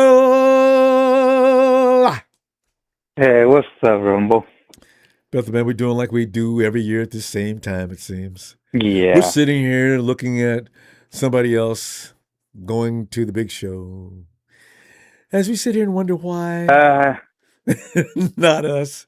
I don't know. Saleh left did you us. hear about the referee Vinci or whatever that fool name is? Wait, the one we always Vinovich? Yeah, Vinovich. Yeah, the one. Bill Vinovich. Did you hear that he put apology to the 49er fans and to the Niner organization? And I think John Lynch is gonna put the man on him because he didn't do his job right when we played Seattle. And wait a minute. And I don't know. Have you ever seen a referee do the 2 Seattle games in one season, or in the same time? Bethel, did Vinovich do both games? I don't even remember. Yeah, him. he did week 18, and he did the when we played Seattle. Okay, but we won that game. So the first one. No, he did the one that we lost. Oh yeah, 2 games. Week 18. I forgot we played him 3 times this year. And then he did this one. Yeah, he did it 2 times. Tell me more about the apology though, because I haven't seen this. Yeah, I was watching something that John Lynch is gonna put file a complaint. The man on the league, a complaint on the league because he didn't call the game right. Because if you see some of those big plays when they got the touchdowns, you could see the guys are holding our defensive guys, and our guys can't do nothing. And Kyle was complaining to the referees. Some of our DBs were complaining because they were holding us, and they were getting easy touchdowns because of it. And Seattle, I think, only got one flag out of the whole game. Vinovich. That's some bullshit. Somebody said he lives. I forgot where they live. It's not anywhere in the Great Northwest. Does he live anywhere near? He lives he's supposedly something in Kansas City Chiefs fan. Yeah, everybody says he lives in Missouri. First time I see somebody put that in the chat, he lives. Wait a minute. I think he lives in Pennsylvania. But at any rate, we don't need to see Vinovich every year. I know. Every time he refs, there's always going to be a tilt toward the other team immediately upon starting. Yeah. So don't give us him anymore. Dang it, Roger. Yeah, because cut it out. That game should have not gone that way. It should have been actually should have been a better game. But it's just that Vinovich let Seattle get away with a lot of stuff. And with all the injuries some of the injuries that we were getting, like that made it unfair. That's the reason why actually the score was that bad. Saleh left, because he goes, you know what, I can't do nothing. Stay with the 49ers. They're gonna get. What though? We probably would have lost that game anyway. But still, there's no need. We had 5 days rest. Bethel, I think 12, 17 days. Well, we have 3-4 games. We had no rest. I said, we couldn't play Sunday, really. No, and then Kyle couldn't even make a good game plan because they couldn't practice that much because they had to play on Saturday. And you get 1 day off to rest from the other game, go over a couple of plays, and then get right to Seattle. And really, that's. But again, that's why people complain about us. Yeah. But you guys are always crying. I know, but you know what? You go through that with your team and see what you feel. God. Yeah, it was funny. It was funny because a lot of Eagles fans were complaining about referees. I'm all like, how are you going to complain about the referees if we're in your damn house with no rest? When we were complaining about the referees, they were saying, hey, why are you crying about the referees? Now they're complaining about it. I thought that was kind of funny. Well, it could be. Rams champs, whatever you are, that will not be repeated again, all right? No political leaning conversation. I will boot your ass. I think what's going to happen, what's going to happen is Seattle's going to win and the Patriots are going to win because the Patriots have a really good defense. If you've seen how they handle the Texans, that was interesting. I must say, I didn't see that coming. Yeah, nobody's seen that coming, and and that quarterback, that's his second year, and he's actually doing decent. And I think the Patriots defense is gonna get after Seattle, and they're gonna dominate Seattle, I think. So it's gonna probably be a defense battle. So the Super Bowl is probably going to be a defense battle, and it's going to be a boring game. So it's not can you imagine? Be that good. Well, see, that's why they didn't want to see Texas and Denver in there, man, because the score would have been like a baseball game, 7-3. Yeah. So if the league really wants to rig it, that's what they do. Then they'll probably want Broncos to go because.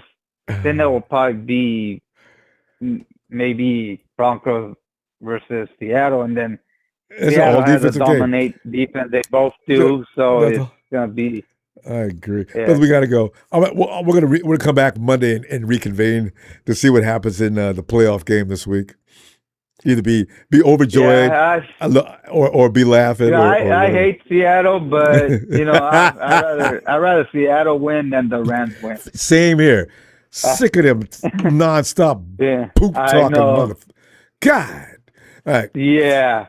I'd rather have them go to the Super Bowl in our stadium than the other sorry team. So, I'll see you Monday. All right, let's go Niners and hit the like and see you Monday. Night, Bethel. 10 on. What's up, Ronbo? Daniel, we're sitting up here whining like we always do at the same time of every year. You know, we just can't get over that hump. Yeah. We usually wait a couple more weeks, so But you know in the playoffs. You know what? I'm going to have to back that caller up. Like I said, to those who just thought the Niners got their asses whooped by Seattle, need to look at that damn game over again because, first of all, they had 15th man. See, the Seattle Seahawks don't know how to stop. You knew that we were hurt. We didn't have enough time. My team didn't have enough time to rest. So whoever paid this fool off to make it Saturday again against the Seahawks, they already knew they had a plan to knock us off. Okay, so that's the cowardly way of these sea chickens. That's why they're called the sea chickens. Okay, and then you get the referee that sits there and take a late whistle call after Brock Purdy threw a first down as Christian McCaffrey. And then all of a sudden, there's a whistle call, and then all of a sudden, the first down is erased because the Seattle Seahawks, the 14th man, then sat there and blew the whistle. That's the 14th man. See, he didn't have to be on the field. Eligible man on the field was actually on the sidelines cheating for his team. If you thought you were going to whoop us, why don't you allow it to be a shootout? Because they were cheating, and yes, they were not calling on holding, face mask, late hits. And we've seen it all. I don't know who wasn't watching that game, but it was no flag. So that, and then it was like one damn flag. We seen and it was like third quarter, one flag against the Seahawks. And I was like, well, is this a paid ref? So he's also siding with Seattle. They probably got some money on it. So that's all I want to say. Yes, they don't want to face the Niners even at their worst days because they're afraid they're going to get embarrassed like the other birds got embarrassed, the dirty birds over in Philly. So now, that being said, just think about that. The second thing, it has been surfacing and now it's been official, okay? Now I'm going to say allegedly because this is your show. We got to stop putting all the shit on Kyle Shanahan. He ain't got shit to do with those power grids. That's over here killing up their tendons and their ligaments and shit because that's what's been happening ever since 2014. And Surface has it, and I've been watching a lot of folks who go and visit Kyle Shanahan and talk at the presses, everything. They live in San Francisco and Sausalito. They go all the way to go over to the press, and they talk to Kyle and everything. But they also know Jed York already knew about that damn power thing, and that it was already told that he could have paid $20 million to remove those. And he didn't do it. Now they want 60-something million for him to remove whatever's going on. Otherwise, they got to go back to San Francisco. So let's talk about that because that was what's the cause of the injuries ever since Navarro Bowman. So I don't know why people keep thinking Kyle Shanahan is messing up. He ain't doing his job. He's doing to me, he's doing an excellent goddamn job despite what they got to go through. Year. Oh, yeah. Tanja, I still don't know why we couldn't. China Basin was open. Why they let the Warriors have it?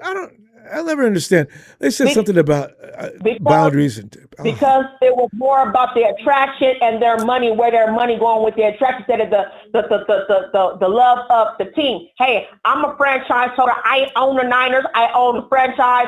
I want best for my team because I want it to be the best. I want to go out in my grave knowing that I've been representing the best team. Not the fact that, because to me, you've been in charge of the Niners for so many damn years, for 20-something years, and you still haven't figured the shit out yet about how it rolls? How come we can't have it like we did with George Seifert and Bill Walsh?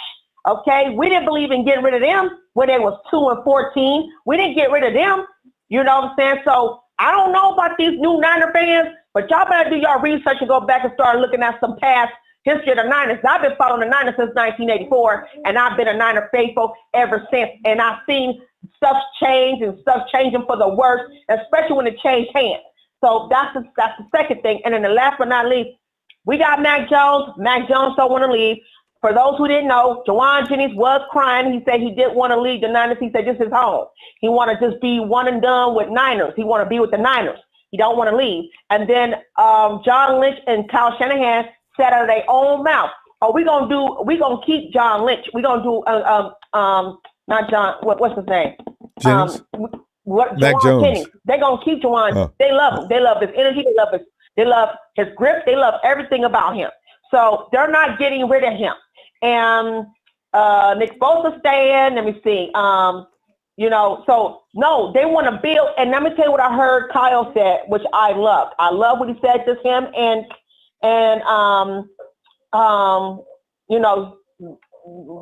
the guy that's sitting next to him. My mind just gets. But they John said, Lynch. John Lynch. So they're both saying that there's a lot of folks that's done so much for this 49er team that they would be a fool to just cut them off right now. So it's a lot of them that want to stay with the Niners. I've been listening to some of the videos. I mean, even when I wasn't looking for it. And I follow a lot of folks who go and interview the Niners now. So I've been subscribing to their channels. They go there. And so that's good news to hear the fact that, right now they're going to work with the ones they got. They got some hot folks that can play. Now, they did say what they lacking on is fast runners. They need someone Well, they know they need run. speed. Defense as well. They need speed. They're lacking on speed. So that's what we're focusing on right now is someone that can have speed. I said hey, Tanton, before that, you got free agency. It's going to be interesting to see what the 49ers do during that period. We got to go, though. Tanton, always appreciate you getting in here out Monday. We could be talking major trash. It depends on who you want to see win. All right? Oh, shit, I don't give a hell. I think the Lambs should win this one just so they can lose against the Patriots. There is that. All right. All right, Tanton. You have a great night. I don't like the Lambs, but I can't stand that damn Seahawks because they do they always playing dirty against the Niners. They always do that shit from the owners to the people who own hotels. They've been hating on us for a while, and I want people to pay attention to that shit. And I need Jay York, and I'm gonna get off the phone, but I'm gonna need Jay York and them to start playing dirty back. When it comes to them, they get treated like they hoes and we the pimps. Right? We gotta stop being all conservative with these funky ass Seahawks. Oh. I feel you, Tanton. Let it all out. I'm gonna see money. Save some of that. Okay. Right. Have a great night. Same thing, guy. All right, bye. Shardol, come on in, man. Hey, what's up, Ronbo? I have great love and admiration for you. You make some great content based on your YouTube channel. Thanks, as a diehard San Francisco 49ers fan, when I heard about the breaking news that Tennessee Titans acquired Robert Saleh, it was definitely a bittersweet pill to swallow for us in the Bay Area, man. It's tough to see him leave as the second stint as our defensive coordinator, especially after he held the unit together this past season despite the injuries to Bosa and Warner. And you can't help but be happy for the guy getting another shot at a head coaching gig. I mean, this means Kyle Shanahan is looking for his fifth defensive coordinator in 5 seasons. Replacing Saleh's leadership in sideline won't be easy. And the top 5 projected candidates to replace Saleh will be the 49ers assistant head coach Gus Bradley, Raiders defensive coordinator Patrick Graham, former Falcons head coach Raheem Morris, Dolphins defensive coordinator Anthony Weaver, and Seahawks defensive coordinator Adam Gertie. So Ronbo, out of these 5 candidates that I just named out to you on the stream, which ones would you think will be a good replacement for Robert Saleh in the 2026 season? Well, I'd like to see Gus stay, but also I'm kind of intrigued by Raheem Morris as well. So those are my 2 choices. For me, I think Anthony Weaver will be a good replacement. Yeah, I think he'll be a good replacement for Robert Saleh. I think he'll add a lot of depth to his team. I think he'll be a good replacement. But when you heard about the news, when you heard about this heartbreaking news, what were your thoughts about it? Because this is a punch to the gut, losing Robert Saleh, going to the Titans, being their head coach. I mean, what were your thoughts about it? Like, was it alarming to you when you heard about it? Yeah, no, I was completely drained. It just happened immediately. I thought it'd be a week or so, a little longer. It happened right away. I was shocked, saddened, and shocked. I mean, like, Robert Saleh's the heart and soul of this team, and our defensive coordinator. He's on the sideline. I love his energy, man. Like he had that infectious energy. All the players around him felt it when he was on our team, and now he's gone. Yeah. Feels like, it feels like, it feels like when you feel like a relative has been taken away from you. Yeah. This kind of has that kind of feeling to me, because Yeah, no, I know what you I'm a mean. Niner fan. I've been a 49er fan my whole life. So yeah, I've been a long time 49er fan, man. it's a lot of suffering. So, man, I'm suffering right now, man. As a Niner fan, I don't like to suffer, man. But I wish good luck to Robert Saleh wherever he, if he's going to Tennessee. I wish him good luck over there. I mean, Cam Ward is the quarterback for the Titans, so hopefully Robert Saleh can help. Help. Like he can, train Cam Ward and make him a better quarterback. I think he'll do good. But I mean, was it heartbreaking to you? Like, I know you follow this team very deeply, like even more deeply than anybody else on this channel right now. Well, I don't know about that, but I do know that we have these sudden surprises. I was surprised about Robert Saleh. I thought he might stay with us at least another year or two, but no. So, because I want to help build this program beyond where he is. He is the reason why we have certain people we have on that team. He pulled them for his style defense, and now they've got. I don't know what's going to happen to those guys. Well, Gus is going to run the show, though. I think Gus Bradley's going to be the coach. That'll be a nice segue, actually. But what are some tips you give to 49er fans who are grieving right now with Robert Saleh no longer the defensive coordinator for the 49ers? What tips do you give to people who are feeling like we're adjusting. Just feeling absolutely heartbroken that we're as 49er fans, we're kind of used to this. You have an immediate reaction to something, and you have to learn to get over it. We have high standards as 49er fans, and so when these things happen, it's really hard to get over it. Like when these heartbreaking things happen in the NFL, the NFL players leave for other teams just because that's rough. It's the market, right? It's the market. You got, like, if you think that a market needs a better player, and in those markets you're going to get them a championship, that player's going to go there. Yeah. Because he wants to go to an organization that can win your team a title. I mean, like, why are you going to stay on one team? You ain't winning a title. You're wasting your whole career on that team. You might as well go to another team where you have a potential of winning a chip. Yeah. That's all true. Because, like, why would you stay on a team when you ain't winning a title, right? It's just you're wasting a young player's career. Well, you coaches you always feel like you can make a difference. Saleh could have made a difference too. If he got more players back next year, he did a pretty good job with what he had, which wasn't a lot.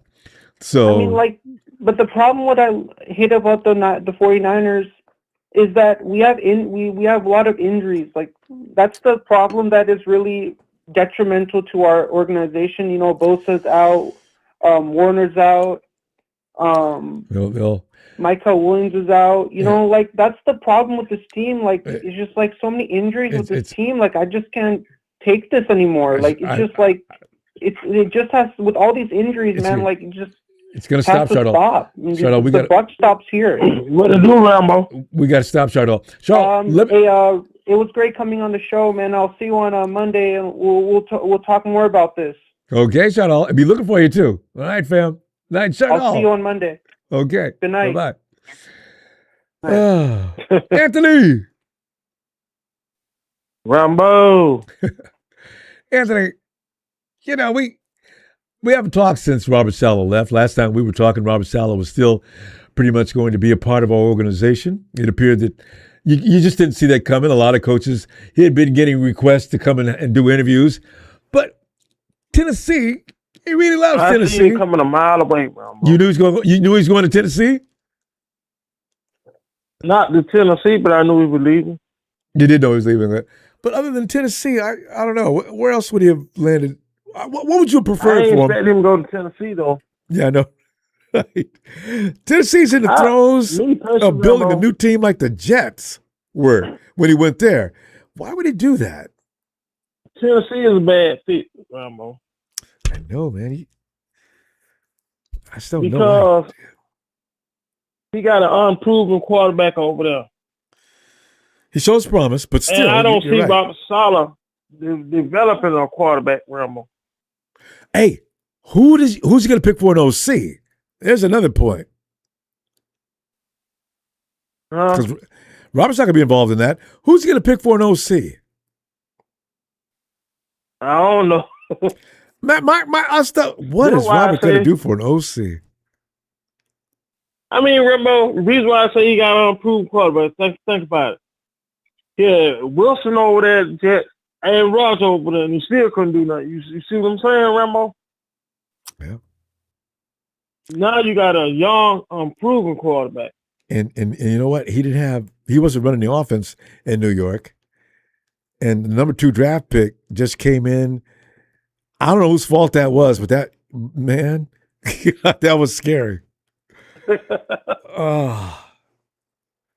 So, yeah. And, but I'm glad, let's see, Nick Bosa will be back for training camp. Kyle Williams will be back for training camp in March. You already know Fred's coming back. Fred was coming back this next week. Yeah, Fred. Boy, Fred worked. I love me some Fred, man. That dude worked hard. He had every intention of getting back in time for the game that's coming up Sunday. Damn it. And Rambo, I hear what everybody's saying about Seattle. But Rambo, to be honest with you, I don't think we would have beat them regardless because that front they got, Rambo. No, that defense. When your quarterback, I don't care how good your quarterback is. If you ain't got, I don't care what kind of plays you call it. If you getting blown up out that line, Rambo, it's over with. As soon as that ball was, that's why I can't wait to see Stafford just eating green all day long. Just drive his face into the dirt. I love it because he ain't mobile. Brock was escaping a lot of killings. Stafford won't. Yeah, turn that center, put that ball to Brock Purdy. Man, they're already in the back. All up in his grill. I said, you know what? If y'all could just hold just a little bit longer. You ain't got a whole lot long, just a little bit longer. That's how good that pass rush is, though. It ain't about Sam Darnold. I do disagree with Rambo. It's Kyle so big-headed. He's so arrogant to think that his play calling so good that he can escape anything. You don't need no offensive line. Ain't no way, Rambo. Everybody heard that. Ain't no way. Everybody heard about that. For years we knew about that. Kyle, stop. Ain't no way, Rambo.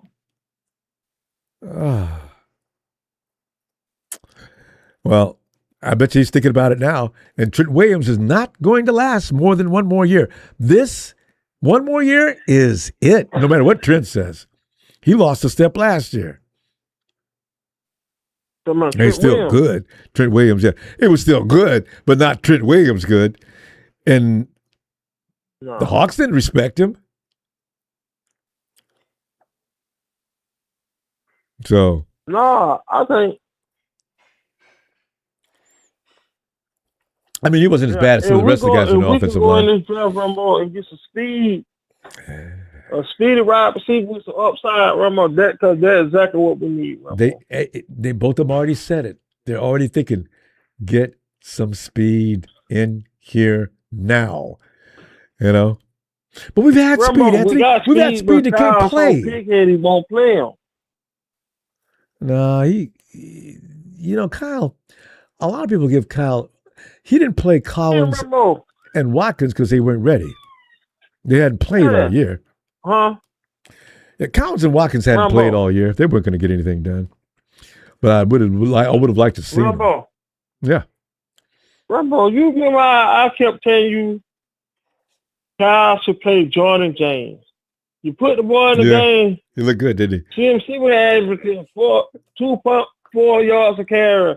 Jordan James got in that, averaging 4.8 yards a carry. That's crazy, Ronbo.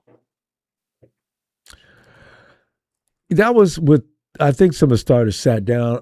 You know what, though? I still want to see him on the field because every running back we get, we keep a couple years and throw him in the garbage. That's got to stop. Stop drafting him if you're gonna do that. Let him go somewhere else. You can ruin a kid's career doing that. So we're gonna find out.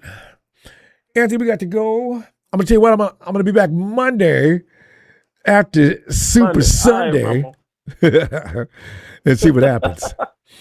Boy, I hate to say it, but I'm definitely a Hawks fan this Sunday. Boy, I want to just beat that shit. I mean, beat them up. All right, we'll see you Monday, fam. All right, Ronbo. Night, Anthony. Good night. Appreciate you, Ronbo. Appreciate you, Anthony. You know this. All right. Hey, yo, Richard. What up, Ronbo? Richard, man, we're just sitting there going over it. You know, we find ourselves in this position a lot each and every year, right about now. Richard, you're in your car? Yeah. Yeah, okay. yeah. Can you hear me? I'm sorry. Yeah. If you had the window down, it's blowing in your. But go ahead.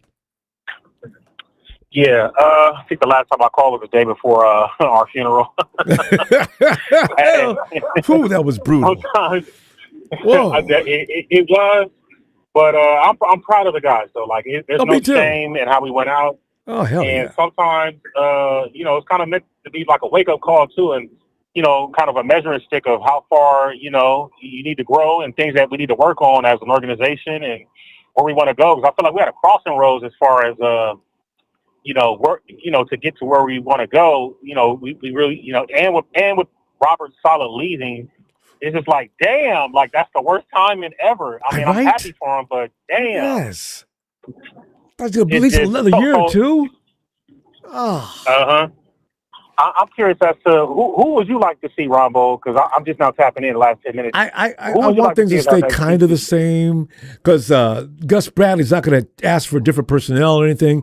And besides that, you don't handicap a coach. You bring him in and say you got to stay with the personnel we got already here and work your program. That's how Wilkes got killed. So Gus is probably fine with the people he's got there. Both he and Robert picked him. The 49ers need to really make a hardcore call to get him to stay. Otherwise, I like Raheem Morris, but that's about it for me. Yeah. I think that sounds great. I would like to. I don't even know if he's even available, but I think with our personnel and just him running the defense where Kyle wouldn't have to. He could just focus on the offense, kind of like what we had Robert. I think Brian Flores would be phenomenal for us. Oh yeah, if he's available. Do players like Brian Flores though? He seems to. He seems to rub players the wrong way. Yeah. Do the players like him? He's in Minnesota, right? Yeah. Like, he's a damn good coach, though. Yeah.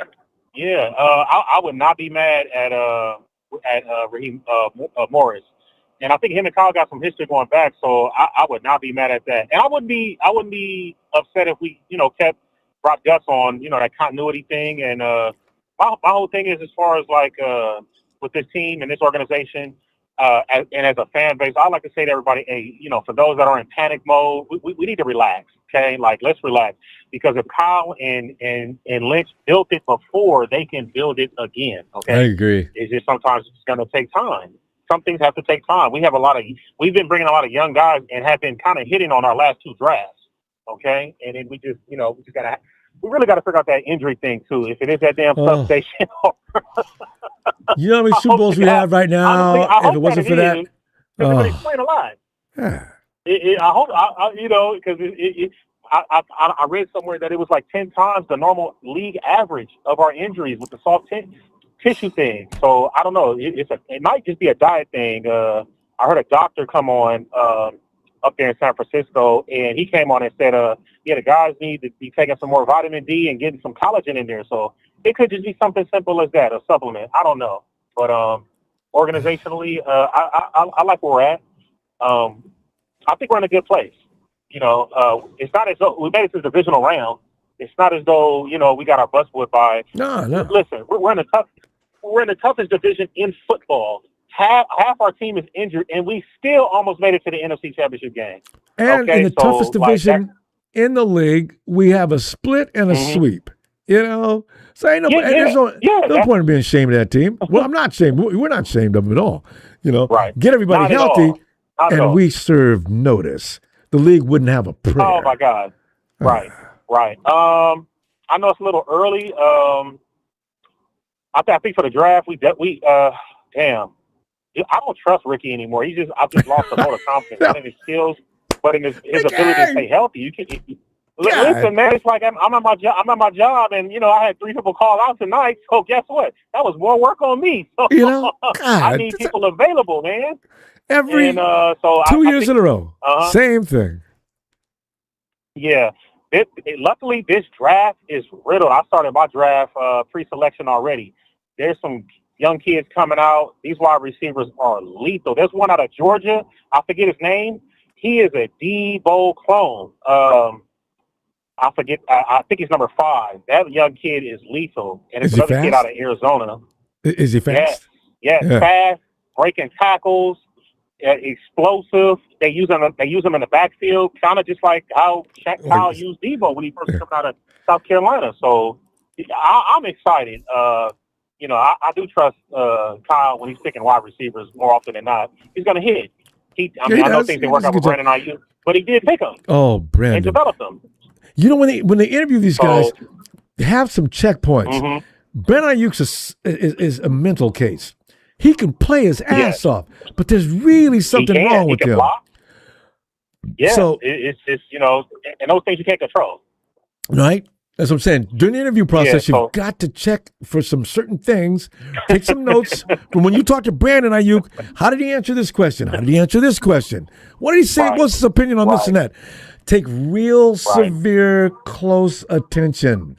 Because he and DK Metcalf is in the mental case. What did he say to Pete Carroll to make him think that it would be a healthy thing to have him on the team? There's certain guys, especially wide receivers. Right. So this is a very rich draft as far as weapons are concerned, and we got to do. And I've been watching a lot of tape of that game with Seattle. Our offensive line got hammered. Jake Brendel has to go. I'm sorry, he has to go, or he just has to be a backup. We need somebody in there with strength. That boy cannot. He was getting moved off the ball in the backfield so bad. Leonard Williams was destroying us single-handedly. Richard, we got to pump. That's something we definitely. We got to go, Richard. Definitely got to work. I agree. And, we got to stop, Richard. Guys, let a platform run, Ronbo. Thank you. And we're going to get it together. So, all right, Empire, signing out. All right, Richard. Gang. We're looking for you Monday, Richard. Have a great night, fam. All right. I'll be here. You too. All right. All right. Okay, here we go. It is everybody's favorite Rams fan, except for 49er Brian, who likes to say things like, yeah, what it do, player? hey, Marketing Pro. I bet he doesn't have the Marketing Pro. What's that dog? He's right here. He's just chilling on the floor, laying down. He's had a nice dinner. Hey, say hello. Marketing Pro always say hello. He's just chilling. He's just right here. He feeds that dog just before he gets on the phone, knowing that he's going to eat and do what they do, lay down and go to sleep. He kind of growled at me. He's like, "Hey, leave me alone." He gave me that warning look. My kind of dog. Was that him moaning? Marketing Pro. Yes, him. He's all, leave me alone. I'm chilling. Leave him alone then. Well, Marketing Pro, what do you got on your mind now? Because y'all get I'll tell you what. An ass whooping 70. First of all, let's talk about the 49ers. I mean, you guys can't criticize Kyle Shanahan, player. I mean, he had a B team, and he took you guys to the second round. What do you want him to do? I'm not complaining about him at all.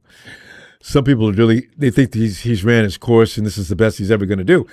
But, I don't agree with that. Okay, you know how hard it is? Okay, trying to get a good coach is like trying to find a real quarterback. It's a tough thing. You guys are lucky you landed Shanahan because he hasn't gotten you the chip like McVay, but at least he's taking you to the dance.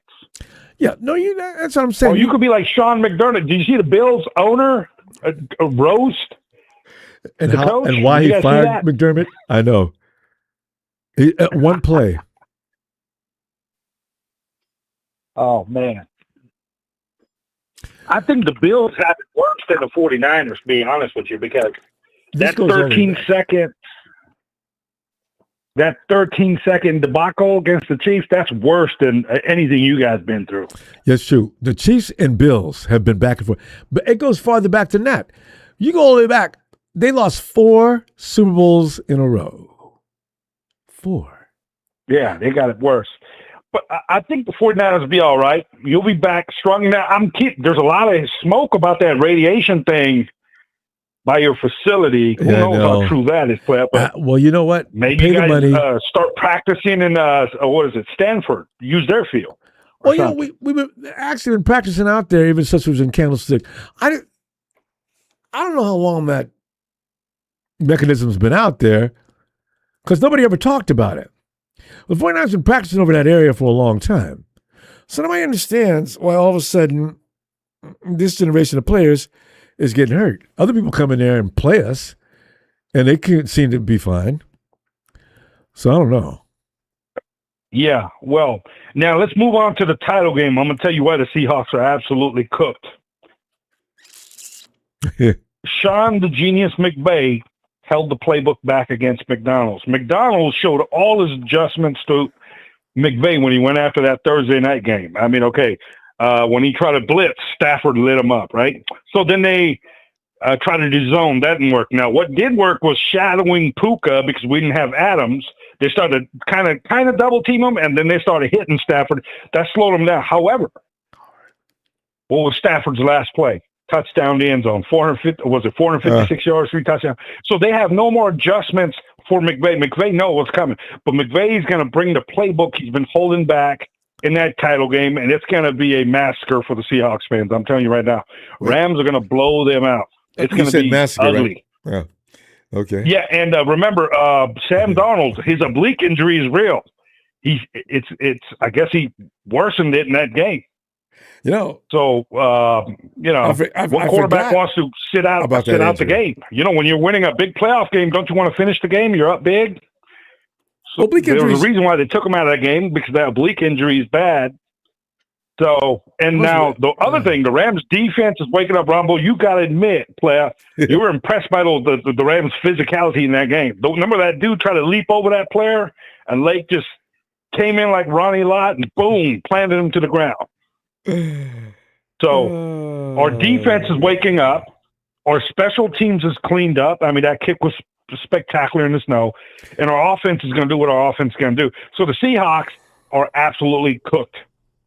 Okay, but you realize escaping in Carolina, escaping in Chicago, you know, this is the same pattern we ran that year. We came to you guys after 2 weeks with the team that had the home field advantage and the bye. You know, we came to you. We were kind of worn out. Seattle Seahawks looks like they had 16 months of rest last week, and you know they ain't tired. Not today either. So good luck with that. Well, I'll tell you what, player. Well, their quarterback's tired with that oblique injury, and they're missing Charbonnet. And the Rams are going to shut down Walker. Just watch. They're going to. Charbonnet got hurt last week. He's out for the year. They all they got is Walker and JSN. Actually, Walker should have been playing more often, actually. Charbonnet's the brutal guy that goes through there, though. The 49ers always helped the Rams out in the playoffs. I hate to say he got hurt. You guys always Stafford's still gonna get smoked. If he doesn't get rid of that ball real quick, forget about Puka running away deep downfield. Ain't gonna be no time for that. Well, I'll tell you what, we got all our weapons back. We got Higbee back. We got Ferguson back. Yeah. We didn't have all our weapons in that game, and Stafford threw 456 yards on that defense's head. And he gave the Rams the lead in overtime. Well, you know, that's all you guys do is throw the ball. So I'm sure McDonald's got an idea about that because you guys don't run the ball. And by the way, you know, you guys got a couple of good running backs. Why McVay has decided that Matt Stafford needs to throw the ball 75% of the game is beyond a lot of people. You know how much more easier it would be if you ran that ball a little more often? But y'all go ahead and keep throwing that ball. Did you see that laser throw to Adams across the field? That was the throw of the year. I mean, that was incredible. Then he hit Parkinson with that laser right over that cornerback's head. So, I would get a little addicted too if I'm the coach. I'm like, you know what? I got dying Stafford back there. Let him do his thing. But now I think we're going to run the ball, and then we're going to cook them on that play action. That's what I see. Bad thing about and once they get desperate and blitz, you got it made, don't you? It's over. I mean, if you watch that Thursday night game, when they were blitzing Stafford, they were getting cooked. Michael Pro, you listen, so we got to go. And I'm not going to wish you good luck. So, but you go ahead and do the best you can. I'll see you. I'll see you. Well, I'll tell you what, I got to shout out Ronbo Sports, Thanks. The original OG of 49ers podcast. Shout out to Rams Nation Certified Big Show. We're having Papa Dragon. I haven't heard that player in a while. Yeah, same here. He's out in Tennessee talking to Robert Saleh. All right. I don't know where he is. Peace out, player. All right. And good year, 49er fans. Big up the Rams. Rams Nation, get that Rams gift. Thanks, Margaret, bro. Good night. That's my little issue. Hey, Tony ATL. Good evening, Ronbo. Good evening. How you doing, sir? Doing fine. It's, as I say, we got nothing to hang our head about. No 49er fan is really shame as much as we are absolutely wistful. not, Ronbo. Y'all wasn't even supposed to be this far. Y'all wasn't supposed to win. No. Like 8, 9, 10 games. We just wish that there's a way we could keep our blue chip players on the field. I'm worried about that already. I'm worried about that. And Tony, the 2026 season hasn't started. On my mind right now is, can these guys who are the best guys on the team please stay on the field, God? Just help them, please. Because, you can't. This can't continue. Have you thought about hiring other more strengthening and conditioning coaches? Everybody's talking about that too. But this is a crew that we fired. We fired the other crew. And this crew came in and didn't really make a lot of difference. I wonder if that's going to help. Yeah, because something's got to give. Something's got to change with that. Every year. Injuries. It does seem like you guys get the most injuries year after year after year. It doesn't stop. Even in our winning years, we had people out when we should have beat Mahomes and company that last Super Bowl. What happens? In the middle of the game, Dre Greenlaw, snap. Oh! He was holding down Mr. Moneyman, Patrick Mahomes' guy. Kelsey wasn't getting nothing. Dre goes down. Everybody forgot about that, huh? The way he treated Andy Reid right there in the Super Bowl, pushing him in front of everybody. Because he was frustrated. Patrick wasn't throwing to him because Dre was all up in his clothes, peeking out through the chest. Excuse. You don't do that to your coach. I know that was disrespectful. I know. So-called Hall of Famer. I don't dislike him, but like you always say, Ronbo, and like we see with our own eyes, Kelsey don't block. Tight end. I know, right? Yeah. That's how come he's been so healthy all his career. Ronbo, not to worry. That Vegas people are getting fooled by that 2.5 point spread. The reason why it's 2.5 is because of that last game, that 38-37 game. That's the reason why it's so low. Watch what Seattle's defensive line does to the Rams' offensive line. And remember, Stafford didn't turn the ball over against the Bears, so that means Stafford is due. It's coming. And the thing is, like I told him, we came and played them a few years ago and they won a little Super Bowl. Well, we had already went through hell before we played them, and they still only beat us by 3.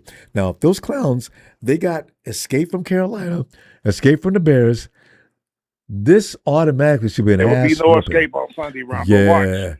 Kenny Walker is going to score the first touchdown. Leonard Williams, the All-Pro Leonard Williams, All-Pro DeMarcus Lawrence, they're going to get after Stafford's ass. And Boye Mafe, their edge rusher, who I wanted, we drafted Arnold Ebiketie in 2022. He's an edge rusher. He's going to get after Stafford. And then their first-round pick from 2 years ago, Byron Murphy out of Texas, he caused so much havoc in the middle, they got to double-team him. So Lawrence and Leonard Williams going to be single blocks. That Leonard Williams single block, good luck with that. We found out about that firsthand. I know. Bam! It sounded like a car accident out there. I wanted us to draft Leonard Williams when he came out, and the Giants drafted him. I did too. But we got going to be under draft. I'm going to enjoy this one. We got DeForest Buckner. He going to throw. Don't throw that ball. Pick. I say 3 picks. Two, maybe three. Because he loves to throw. The old Matthew Stafford's going to show his head. And not so much because of any other reason other than the adjustment. You know McDonald's ready for that. Okay, this guy's going to want to throw all day, guys. Here's what we're going to do. You know, I mean, McVay's going to have to stop it at some point in the game, but it might be too late. They got a good running game, Tony. They don't like to run the ball, though. Matt Stafford, as Michael Procop, Dime Stafford out there throwing lasers. You go throw some lasers Sunday? Go ahead. Throw them lasers. He thinks the Panthers were bad. I'm not saying just us, other teams too, but don't think Seattle hasn't looked at that game footage when we played them on that Monday night. We had 4 sacks and 3 picks. He's the Panthers like to play him too. The Panthers probably love to play the Shams more than they do anybody else. Yeah, they the Panthers got 3 picks off of them. That's right. I'm telling people, man, the Panthers going to be a play. Matthew Stafford is going to be Matthew Stafford on Sunday. Watch what I tell you. They escaped. Yeah, the Bears should have won that game. But Caleb Jackson is still got his issues. But next year, I got a feeling Caleb Jackson has a lot of teachable moments in the particular season. We'll see next year. So I think Green Bay and Detroit going to be better next year, too. They already got good teams. I know. They're going to fix some things. And I'm hearing about Max Crosby going. Somebody going to get him, Ronbo. Y'all should get in the running with that. Wait. What? Al Davis is willing to get rid of Max? Yeah, but you know what? He'll never trade them to you guys, so you can forget that. No, I know that. I keep telling 49 fans, Davis family does not talk. They had Khalil Mack. We offered them a better deal than Chicago did, and they would not take it. No, hell no. Mm-hmm. Chicago, you got him. Whoa. Well, Ronbo, you know who would be a better fit for y'all, or just as good a fit? One of your callers said it tonight. Cincinnati defensive end Trey Hendrickson. Now I'm wondering if Cincinnati going to play hardball and franchise him again, or just let the man go. Let him go. Trey Hendrickson is a free agent this year. Just torture. He'll be a good fit for y'all. I know. They were trying to talk. They called over there this past season. And, of course, no, he's not going anywhere. Thank you. So they can't, they got to let him go this year, Ronbo. I mean, they can do that and franchise him again. I remember years ago, back in the 90s, they did that to Carl Pickens. He was pissed off the second time. You don't franchise the man again. Let him go. Quit playing games. Tony, you know what? This is the thing. Burrow is going to be pissed. He's already pissed now.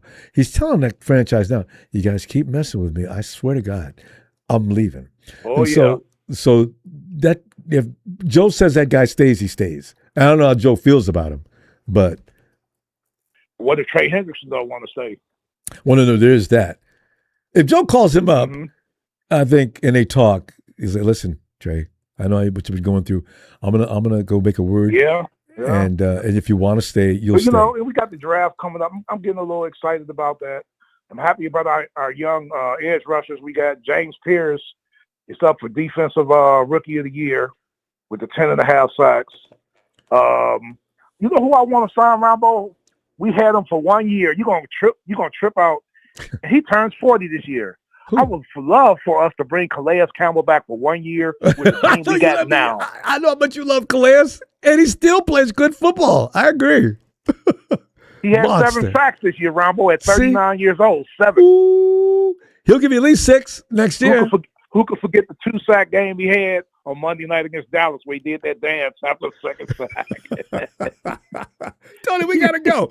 Hey, this is going to be a fun weekend, though. I'm going to see you Monday and after we get through enjoying these games. Watch Seattle's defense. Watch what they do to Stafford. I can't wait. Stafford's not going to have 2 no turnover games in a row. Watch what I tell you. Oh, I know. I've seen it. Especially as much as he likes to throw. All right, Tony. And Ronbo, before I leave, shout out to Niner Empire. Congratulations on a great season. I sent Rudy some text on X, Ronbo, like 4 of them. Some messages he did not respond back to me. I think I hurt his feelings because I told him what Lawrence and Mafe and Leonard Williams is going to do the Stafford. So he didn't respond to me. So he's in his feelings. He said quietly too, because he knows it's going to be rough Sunday. So he ain't talking this regular smack he always does. I muted him so I don't have to hear from him. But as soon as that game's over, Shams lose. Hey, Rudy, I'm on mute, you dumbass. Okay, so you know. And I told him I'm not wishing nothing bad on Stafford. But after that third pick or maybe fourth, he's getting beaten up. They're gonna pull him because they're gonna be so far behind. I will see you Monday. Tony, have a great weekend. All right, take care, sir. You too. Night, Tony. It's funny, you know. It's the fan base. Eric is such a cool guy. I would never wish anything bad on him. Even when we played him, I always said good luck, you know. But Shants fans, I hope you burn in hell. Hey, J.D. wearing his green Gumby suit on Sunday. Brian, work him. Thanks for the contribution. Fam, I'll see you. I'll probably be doing things on X, so during that game, especially if things go the way I wanted to. Rudy, I'll unmute you that day if things go the way I plan. Otherwise, you will stay muted indefinitely. Bam. Enjoy your weekend. I'll see you on X. I'll see you on social media, period. Sunday, Monday, we'll come back and talk about it. Because we be the... What are my manners? Fam, thank you for the contributions. Thank you. All right. We be Niners!